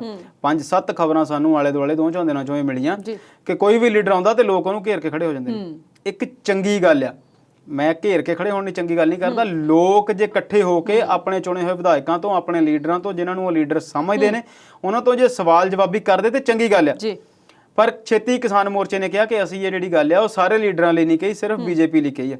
ਦੇਖੋ ਉੱਥੇ ਉਹਨਾਂ ਦੀ ਗੱਲ ਵੀ ਜਾਇਜ਼ ਆ, ਪੰਜਾਬ ਤੋਂ ਗਏ ਹੋਏ ਲੋਕ ਨੇ, ਬੀਜੇਪੀ ਦਾ ਵਿਰੋਧ ਤੇ ਜਾਇਜ਼ ਆ, ਪਰ ਜੇ ਉਹ ਸਾਰੀਆਂ ਪਾਰਟੀਆਂ ਦਾ ਵਿਰੋਧ ਕਰਨ ਤੇ ਜਿੰਨੇ ਉੱਥੇ ਬੰਦੇ ਹਜ਼ਾਰਾਂ ਦੀ ਗਿਣਤੀ 'ਚ ਬੈਠੇ ਉਹ ਕਿਸੇ ਨਾ ਕਿਸੇ ਪਾਰਟੀ ਨਾਲ ਤਾਂ ਜੁੜੇ ਹੀ ਹੋਏ ਨੇ। ਸੋ ਸਾਰਿਆਂ ਦਾ ਵਿਰੋਧ ਜਿਹੜਾ ਨਹੀਂ ਕਰਨਾ ਚਾਹੀਦਾ, ਹੋਣਾ ਵੀ ਨਹੀਂ ਚਾਹੀਦਾ। ਮੈਂ ਕਹਿੰਦਾ ਬੀਜੇਪੀ ਦੇ ਲੋਕ ਵੀ ਜੇ ਆਉਂਦੇ ਆ ਤਾਂ ਉਹਨਾਂ ਨੂੰ ਆ ਲੈਣ ਦਿਓ, ਪਰ ਉਹਨਾਂ ਨੂੰ ਬਿਠਾਲ ਕੇ, ਉਹਨਾਂ ਨੂੰ ਖੜੇ ਕਰਕੇ ਉਹਨਾਂ ਨੂੰ ਸਵਾਲ ਜ਼ਰੂਰ ਪੁੱਛੋ। ਜਵਾਬਦੇਹੀ ਤਾਂ ਉਹਨਾਂ ਦੀ ਤੈਅ ਹੋਵੇ ਨਾ। ਜਿੱਦਾਂ ਅਸੀਂ ਹੁਣੇ ਗੱਲ ਕੀਤੀ ਆ ਕਿ ਸਿੱਧੂ ਸਾਹਿਬ ਸਵਾਲ ਪੁੱਛਦੇ ਆ, ਇਦਾਂ ਹੀ ਜੇ ਹਰ ਪੰਜਾਬੀ ਸਵਾਲ ਪੁੱਛੇ ਆਪਣੇ ਨੁਮਾਇੰਦੇ ਤੋਂ, ਚਾਹੇ ਉਹ ਪੰਚਾਇਤ ਮੈਂਬਰ ਹੈ, ਚਾਹੇ ਉਹ ਜ਼ਿਲ੍ਹਾ ਪ੍ਰੀਸ਼ਦ ਦਾ ਮੈਂਬਰ ਹੈ, ਚਾਹੇ ਉਹ ਕਿਸੇ ਵੀ ਪਾਰਟੀ ਨਾਲ ਜੁੜਿਆ ਹੋਇਆ ਬੰਦਾ, ਹਰ ਬੰਦਾ ਪੋਲੀਟੀਕਲੀ ਇੰਨਾ ਅਵੇਅਰ ਹੋਵੇ ਕਿ ਉਹ ਆਪਣੇ ਸ਼ਹਿਰ ਦੀਆਂ, ਆਪਣੇ ਆਲੇ ਦੁਆਲੇ ਦੀਆਂ, ਆਪਣੇ ਪਰਿਵਾਰ ਦੀਆਂ, ਆਪਣੀ ਸਟੇਟ ਦੀਆਂ ਸਮੱਸਿਆਵਾਂ ਜਿਹੜੀਆਂ ਆ ਉਹ ਲੀਡਰਾਂ ਦੇ ਸਾਹਮਣੇ ਰੱਖੇ, ਉਹਨਾਂ ਨੂੰ ਜਵਾਬਦੇਹ ਹੋਣਾ ਪਵੇ। ਫਿਰ ਲੀਡਰਾਂ ਨੂੰ ਪਤਾ ਲੱਗੇਗਾ ਕਿ ਅਸੀਂ ਜਿਹੜੀ ਸਿਆਸਤ ਆ ਉਹ ਕਿਵੇਂ ਕਰਨੀ ਹੈ। ਰਾਜ ਨਹੀਂ ਸੇਵਾ, ਸਿਰਫ ਨਾਰਿਆਂ ਨਾਲ ਨਹੀਂ ਗੱਲ ਬਣਨੀ। ਉਹ ਸੇਵਾ ਜਿਹੜੀ ਆ, ਉਹ ਜਿਹੜੀ ਭਾਵਨਾ ਆ, ਲੋਕਾਂ ਦੀ ਸੇਵਾ ਵੀ ਨਾ ਕਰੋ, ਲੋਕਾਂ ਦੇ ਹੱਕ ਦੇ ਕਾਨੂੰਨ ਬਣਾਓ, ਲੋਕਾਂ ਦੇ ਹੱਕ ਦੀਆਂ ਯੋਜਨਾਵਾਂ ਉਡੀਕੋ। ਸੇਵਾ ਕਰਨ ਨੂੰ ਤੁਸੀਂ ਲੋਕਾਂ ਦੀਆਂ ਲੱਤਾਂ ਨਹੀਂ ਘੁੱਟਣੀਆਂ, ਨਾ ਤੁਸੀਂ ਲੋਕਾਂ ਨੂੰ ਆਪਣੀ ਜੇਬ 'ਚੋਂ ਕੁਝ ਦੇਣਾ। ਜੇ ਮੋਦੀ ਸਾਹਿਬ ਉਸ 2000 ਰੁਪਏ ਦੀ ਬਹੁਤ ਵਾਹਵਾ ਖੱਟਦੇ ਆ, ਜਾਂ ਬਾਦਲ ਸਾਹਿਬ ਕਹਿੰਦੇ ਆ ਕਿ ਅਸੀਂ ਸਸਤੀ ਕਣਕ ਤੇ ਆਟਾ ਦਿੰਦੇ ਸੀ, ਲੋਕੀ ਇਸ ਗੱਲ ਦੀ ਡਿਮਾਂਡ ਬਿਲਕੁਲ ਨਹੀਂ ਕਰਦੇ। ਲੋਕਾਂ ਨੂੰ ਚੰਗੀ ਸਿਹਤ, ਚੰਗੀਆਂ ਨੌਕਰੀਆਂ, ਚੰਗੀ ਐਜੂਕੇਸ਼ਨ, ਪੀਣ ਵਾਲਾ ਪਾਣੀ, ਹੋਰ ਜੋ ਛੋਟੀਆਂ-ਛੋਟੀਆਂ ਸਮੱਸਿਆਵਾਂ ਆ ਉਹਦੀ ਲੋਕਾਂ ਨੂੰ ਦਰਕਾਰ ਆ। ਪੰਜਾਬ ਰਾਜ ਬਿਜਲੀ ਬੋਰਡ ਦੀ ਤੁਸੀਂ ਗੱਲ ਕਰਦੇ ਆ, ਉਹਦੇ ਹੁਣ ਵੰਡ ਕੇ ਉਹਨਾਂ ਨੇ PSPSL ਤੇ PCPSL ਬਣਾਤੇ ਨੇ। ਉਹਦੇ 'ਚ ਕਿੰਨੀਆਂ ਘਾਟੇ ਨੇ? 17,000 ਕਰੋੜ 'ਚ ਘਾਟੇ 'ਚ ਚੱਲ ਰਿਹਾ ਉਹ। ਕਿਸੇ ਵੀ ਮਹਿਕਮੇ ਨੂੰ ਹੱਥ ਲਾ ਕੇ ਦੇਖ ਲਓ, ਰੋਡਵੇਜ਼ ਦੀ ਗੱਲ ਕਰ ਲਓ, ਸਾਰੇ ਪਾਸੇ ਬੁਰਾ ਹਾਲ ਹੈ।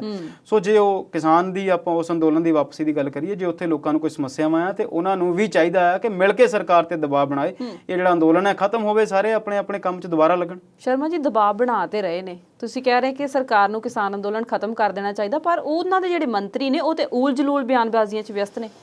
ਬਿਲਕੁਲ ਗੱਲ ਤੇ ਫਿਰ ਉਹੀ ਹੈ ਨਾ ਜੀ, ਫਿਰ ਜਿੰਨੀ ਦੇਰ ਤੱਕ ਸਮੱਸਿਆ ਹੱਲ ਨਹੀਂ ਹੋਵੇਗੀ, ਤੋਮਰ ਸਾਹਿਬ ਕਹਿੰਦੇ ਆ ਕਿ ਗੱਲ ਅਸੀਂ ਕਰ ਲੈਂਦੇ ਆ ਪਰ ਕਾਨੂੰਨ ਵਾਪਸ ਨਹੀਂ ਤੇ ਹੋਰ ਗੱਲ ਹੋਣੇ। ਅੱਜ ਸੋਮ ਪ੍ਰਕਾਸ਼ ਕਹਿੰਦੇ ਨੇ ਕਿ ਅਸੀਂ ਬਿਨਾਂ ਸ਼ਰਤ ਗੱਲ ਕਰਨ ਲਈ ਤਿਆਰ ਹਾਂ। ਪੰਜਾਬ ਦੇ ਵਿੱਚੋਂ 3-4 ਮਿਨਿਸਟਰ ਬੀਜੇਪੀ ਦੇ ਕਹਿ ਚੁੱਕੇ ਨੇ ਕਿ ਤੁਸੀਂ ਜਿਹੜੀ ਹੈ ਸਰਕਾਰ ਸਾਡੀ ਜਿਹੜੀ ਉਹ ਗੱਲ ਸਹੀ ਨਹੀਂ ਕਰ ਰਹੀ। ਸੋ ਸਰਕਾਰ ਨੂੰ ਇਸ ਮਸਲੇ ਨੂੰ ਧਿਆਨ ਨਾਲ ਨਜਿੱਠਣਾ ਪਏਗਾ, ਇਸ ਗੱਲ ਦੀ ਗੰਭੀਰਤਾ ਨੂੰ ਸਮਝਣਾ ਪਏਗਾ। ਜੇ ਉਹ ਲੋਕਲ ਉੱਥੇ ਮੁਸ਼ਕਲ ਦੇ ਨੇ ਵਿੱਚ ਨੇ ਤੇ ਉਹਨਾਂ ਨੂੰ ਸਾਥ ਦੇਣਾ ਚਾਹੀਦਾ, ਇਸੇ ਵਿਰੋਧ ਨੂੰ ਹੋਰ ਵੱਡਾ ਕਰਨਾ ਚਾਹੀਦਾ। ਸ਼ਰਮਾ ਜੀ, ਅੱਜ 21 ਜੂਨ ਆ, ਇੰਟਰਨੈਸ਼ਨਲ ਯੋਗਾ ਡੇ ਆ, ਤੇ ਕੀ ਕਹਿਣਾ ਚਾਹੁੰਦੇ ਹੋ ਇਸ ਬਾਰੇ? 11 ਦਸੰਬਰ 2014 ਨੂੰ UN ਦੀ ਜਨਰਲ ਅਸੈਂਬਲੀ ਦੇ ਵਿੱਚ ਇੱਕ ਮਤਾ ਪੇਸ਼ ਹੁੰਦਾ ਕਿ ਯੋਗਾ ਜਿਹੜਾ ਆ ਉਹ ਬਹੁਤ ਇੰਪੋਰਟੈਂਟ ਆ। ਭਾਰਤ ਦੇ ਜਿਹੜੇ ਮੈਂਬਰ ਸੀ ਉੱਥੇ UN ਦੇ ਵਿੱਚ, ਉਹਨਾਂ ਨੇ ਇਹ ਮਤਾ ਰੱਖਿਆ ਤੇ ਤੁਸੀਂ ਹੈਰਾਨ ਹੋਵੋਗੇ ਕਿ 177 ਦੇਸ਼ਾਂ ਨੇ ਇਸ ਮਤੇ ਦੀ ਤਾਇਦ ਕੀਤੀ। ਸ਼ਾਇਦ ਹੀ ਕੋਈ ਉਹਦੇ ਵਿਰੋਧ 'ਚ ਬੋਲਿਆ ਹੋਵੇ। ਬਹੁਤ ਸਾਰੇ ਲੋਕਾਂ ਨੇ ਉਸ ਮਤੇ ਨੂੰ ਸਮਰਥਨ ਦਿੱਤਾ ਕਿ ਇਹ ਚੰਗੀ ਗੱਲ ਹੈ। ਤੇ ਉਸ ਤੋਂ ਬਾਅਦ ਫਿਰ 21 ਜੂਨ 2015 ਪਹਿਲਾ ਅੰਤਰਰਾਸ਼ਟਰੀ ਯੋਗਾ ਦਿਵਸ ਜਿਹੜਾ ਮਨਾਇਆ ਗਿਆ। ਪ੍ਰਧਾਨ ਮੰਤਰੀ ਇਹਦੇ ਲਈ ਆਪਣੇ ਆਪ ਨੂੰ ਵੱਡੀ ਪ੍ਰਾਪਤੀ ਦੱਸਦੇ ਨੇ, ਚੰਗੀ ਗੱਲ ਆ।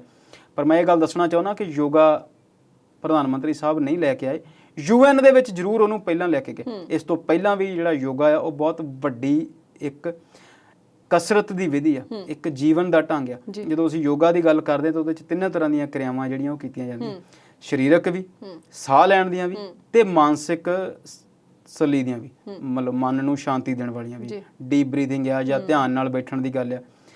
ਤੇ ਇਹਦੇ ਤੇ ਫਿਰ ਜਦੋਂ 2015 ਦੀ ਅਸੀਂ ਗੱਲ ਕਰਦੇ ਹਾਂ, 21 ਜੂਨ ਨੂੰ, 21 ਜੂਨ ਇਸ ਕਰਕੇ ਚੁਣਿਆ ਕਿ ਵੱਡਾ ਦਿਨ ਹੁੰਦਾ ਤੇ ਪ੍ਰਧਾਨ ਮੰਤਰੀ ਸਾਹਿਬ ਨੇ ਕਿਹਾ ਕਿ ਅਸੀਂ 21 ਜੂਨ ਨੂੰ ਅੰਤਰਰਾਸ਼ਟਰੀ ਯੋਗਾ ਦਿਵਸ ਮਨਾਵਾਂਗੇ।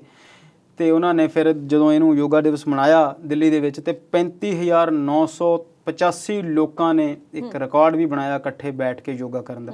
ਇਹਦੇ 'ਚ 84 ਦੇਸ਼ਾਂ ਦੇ ਲੋਕ ਸ਼ਾਮਲ ਸੀ। ਪ੍ਰਧਾਨ ਮੰਤਰੀ ਆਪ ਇਹਦੇ 'ਚ ਸ਼ਾਮਲ ਸੀ, ਹੋਰ ਬਹੁਤ ਵੱਡੇ ਵੱਡੇ ਲੋਕ ਉਹਦੇ 'ਚ ਸ਼ਾਮਲ ਸੀ, ਮਿਨਿਸਟਰਸ ਵੀ ਸੀ, ਕੁਝ ਹੋਰ ਅਫੀਸ਼ੀਅਲਸ ਵੀ ਹੋਣਗੇ, ਡਿਗਨਿਟਰੀਜ਼ ਰਹੇ, ਬਾਹਰਲੇ ਦੇਸ਼ਾਂ ਦੇ ਲੋਕ ਵੀ ਵਿੱਚ ਸ਼ਾਮਲ ਸੀ। ਤੇ ਉਸ ਤੋਂ ਬਾਅਦ ਇਹ ਹਰ ਸਾਲ ਮਨਾਇਆ ਜਾਂਦਾ। ਅੱਜ ਵੀ ਬਹੁਤ ਸਾਰੇ ਜਗ੍ਹਾ ਦੇ ਉੱਤੇ, ਬਹੁਤ ਸਕੂਲਾਂ ਦੇ ਵਿੱਚ ਜਾਂ ਕਈ ਜਗ੍ਹਾ ਦੇ ਉੱਤੇ ਜਿਹੜਾ ਜਾਂ ਡਿਜੀਟਲ ਤਰੀਕੇ ਨਾਲ, ਵੀਡੀਓਗ੍ਰਾਫੀ ਦੇ ਨਾਲ ਬਹੁਤ ਸਾਰੇ ਜਗ੍ਹਾ ਦੇ ਉੱਤੇ ਯੋਗਾ ਜਿਹੜਾ ਕਰਵਾਇਆ ਜਾਂਦਾ। ਭਾਰਤੀ ਪੱਧਤੀ ਆ, ਪਰ ਇਸ ਜਿਹੜਾ ਧਿਆਨ ਦੀ, ਮੈਡੀਟੇਸ਼ਨ ਦੀ ਜਿਹੜੀ ਪ੍ਰਕਿਰਿਆ ਆ, ਇਹਨੂੰ ਬਹੁਤ ਸਾਰੇ ਬਾਹਰਲੇ ਲੋਕ ਵੀ ਜਿਹੜੇ ਉਹ ਕਰਦੇ ਆ। ਇਸ ਪ੍ਰੋਸੈਸ ਨਾਲ ਬਹੁਤ ਸਾਰੇ ਲੋਕ ਜਿਹੜੇ ਆ ਉਹ ਸਾਹ ਦੀਆਂ ਕਿਰਿਆਵਾਂ ਜਿਹੜੀਆਂ, ਬਰੀਥਿੰਗ ਜਿਹੜੀ ਆ, ਡੀਪ ਬਰੀਥਿੰਗ ਜਿਹੜੀ ਅਸੀਂ ਆਮ ਤੌਰ ਤੇ ਭਾਸ਼ਾ 'ਚ ਕਹਿੰਦੇ ਆ ਕਿ ਜਦੋਂ ਕਿਸੇ ਵੀ ਸਟ੍ਰੈਸ ਹੋਵੇ ਕਿ ਤੂੰ 2-4 ਪਾਣੀ ਦਾ ਗਲਾਸ ਪੀ ਕੇ ਤੇ ਠੰਡੇ ਸਾਹ ਲੈ ਤੇ ਫਿਰ ਤੈਨੂੰ ਹੋਊਗਾ।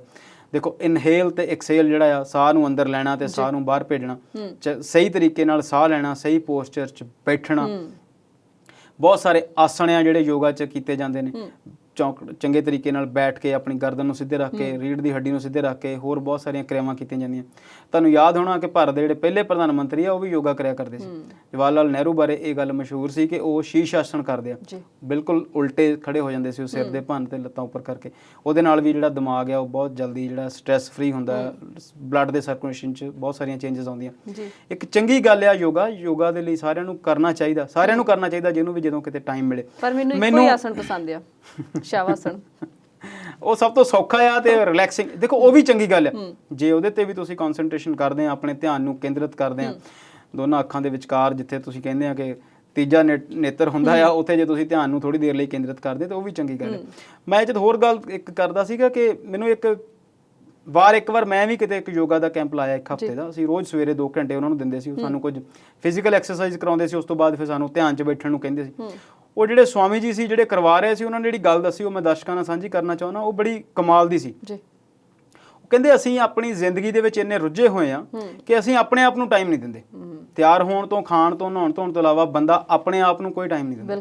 ਜੇ ਅਸੀਂ ਰੂਟੀਨ ਦੇ ਵਿੱਚ ਆਪਣੇ ਆਪ ਨੂੰ ਘੰਟਾ ਕੁ ਦਈਏ ਤੇ ਫਿਰ ਤੁਹਾਨੂੰ ਇੱਕ ਉਮਰ ਤੋਂ ਬਾਅਦ ਉਹ ਰੈਗੂਲਰ ਟਾਈਮ ਜਿਹੜਾ ਹਸਪੀਟਲਾਈਜ਼ ਦੇ ਵਿੱਚ ਨਹੀਂ ਦੇਣਾ ਪਏਗਾ। ਗਿਵ ਐਂਡ ਟੇਕ ਵਾਲੀ ਗੱਲ ਹੈ ਕਿ ਜੇ ਅਸੀਂ ਰੋਜ਼ ਆਪਣੇ ਸਰੀਰ ਦਾ ਖਿਆਲ ਰੱਖੀਏ। ਉਹ ਹੱਸਦੇ ਕਈ ਵਾਰ ਆਪਾਂ ਕਹਿ ਦਿੰਦੇ ਆ ਕਿ ਪ੍ਰਮਾਤਮਾ ਨੇ ਤੁਹਾਨੂੰ ਕਮਰ ਦਿੱਤੀ ਸੀ, ਤੁਸੀਂ ਉਹਦਾ ਕਮਰਾ ਬਣਾ ਦਿੱਤਾ। ਸੋ ਜੇ ਅਸੀਂ ਆਪਣੀ ਫਿਟਨੈਸ ਤੇ ਧਿਆਨ ਰੱਖੀਏ, ਯੋਗਾ ਕਰੀਏ ਜਾਂ ਐਕਸਰਸਾਈਜ਼ ਕਰੀਏ, ਸੈਰ ਕਰੀਏ, ਜੋ ਵੀ ਅਸੀਂ ਸਰੀਰ ਨੂੰ ਕਰ ਸਕਦੇ ਹਾਂ, ਤੰਦਰੁਸਤ ਸਰੀਰ ਹੋਵੇਗਾ, ਉਹਦੇ 'ਚ ਤੰਦਰੁਸਤ ਮਨ ਹੋਵੇਗਾ, ਵਿਚਾਰ ਚੰਗੇ ਹੋਣਗੇ, ਫੇਰ ਹੀ ਸਾਡਾ ਪਿੰਡ, ਸਾਡੀ ਫੈਮਿਲੀ, ਸਾਡਾ ਸਮਾਜ ਜਿਹੜਾ ਉਹ ਚੰਗਾ ਬਣੇਗਾ। ਯੋਗਾ ਨਾਲ ਜੁੜੀਆਂ 2 ਗੱਲਾਂ ਹੋਰ ਦੱਸਿਆ। ਮੁਸਲਿਮਸ ਨੇ, ਕਾਫੀ ਲੋਕਾਂ ਨੇ ਇਹਦਾ ਵਿਰੋਧ ਕੀਤਾ ਸੀਗਾ ਕਿ ਇਹਦੇ 'ਚ ਇੱਕ ਤਾਂ ਸੂਰਿਆ ਆਸਣ ਹੁੰਦਾ, ਉਹ ਕਹਿੰਦੇ ਸੀ ਸੂਰਜ ਜਿਹੜਾ ਹਿੰਦੂਆਂ ਦਾ ਦੇਵਤਾ ਹੈ, ਬੜੀ ਬਚਕਾਨਾ ਜੀ ਗੱਲ ਲੱਗਦੀ ਹੈ, ਉਹਦਾ ਕੋਈ ਤਰਕ ਨਹੀਂ ਹੈ। ਦੂਸਰਾ ਉਹਨਾਂ ਨੇ ਕਿਹਾ ਸੀਗਾ ਕਿ ਇਹਦੇ 'ਚ ਓਮ ਸ਼ਬਦ ਦਾ ਉਚਾਰਨ ਕੀਤਾ ਜਾਂਦਾ, ਉਹ ਵੀ ਸਾਨੂੰ ਪਸੰਦ ਨਹੀਂ ਹੈਗਾ। ਪਰ ਇਹਦੇ ਨਾਲ ਦੀ ਨਾਲ ਫਿਰ ਕ੍ਰਿਸਚੀਅਨਸ ਵਰਲਡ ਤੋਂ ਜਦੋਂ ਪੋਪ ਫ੍ਰਾਂਸਿਸ ਤੱਕ ਇਹ ਗੱਲ ਪਹੁੰਚੀ, ਉਹਨਾਂ ਨੇ ਕਿਹਾ ਸੀਗਾ ਕਿ yoga may be the path to God, ਕਿ ਰੱਬ ਨੂੰ ਮਿਲਣ ਦਾ ਇੱਕ ਰਸਤਾ ਇਹ ਵੀ ਹੋ ਸਕਦਾ ਜੇ ਤੁਸੀਂ ਯੋਗਾ ਕਰਦੇ ਹੋ।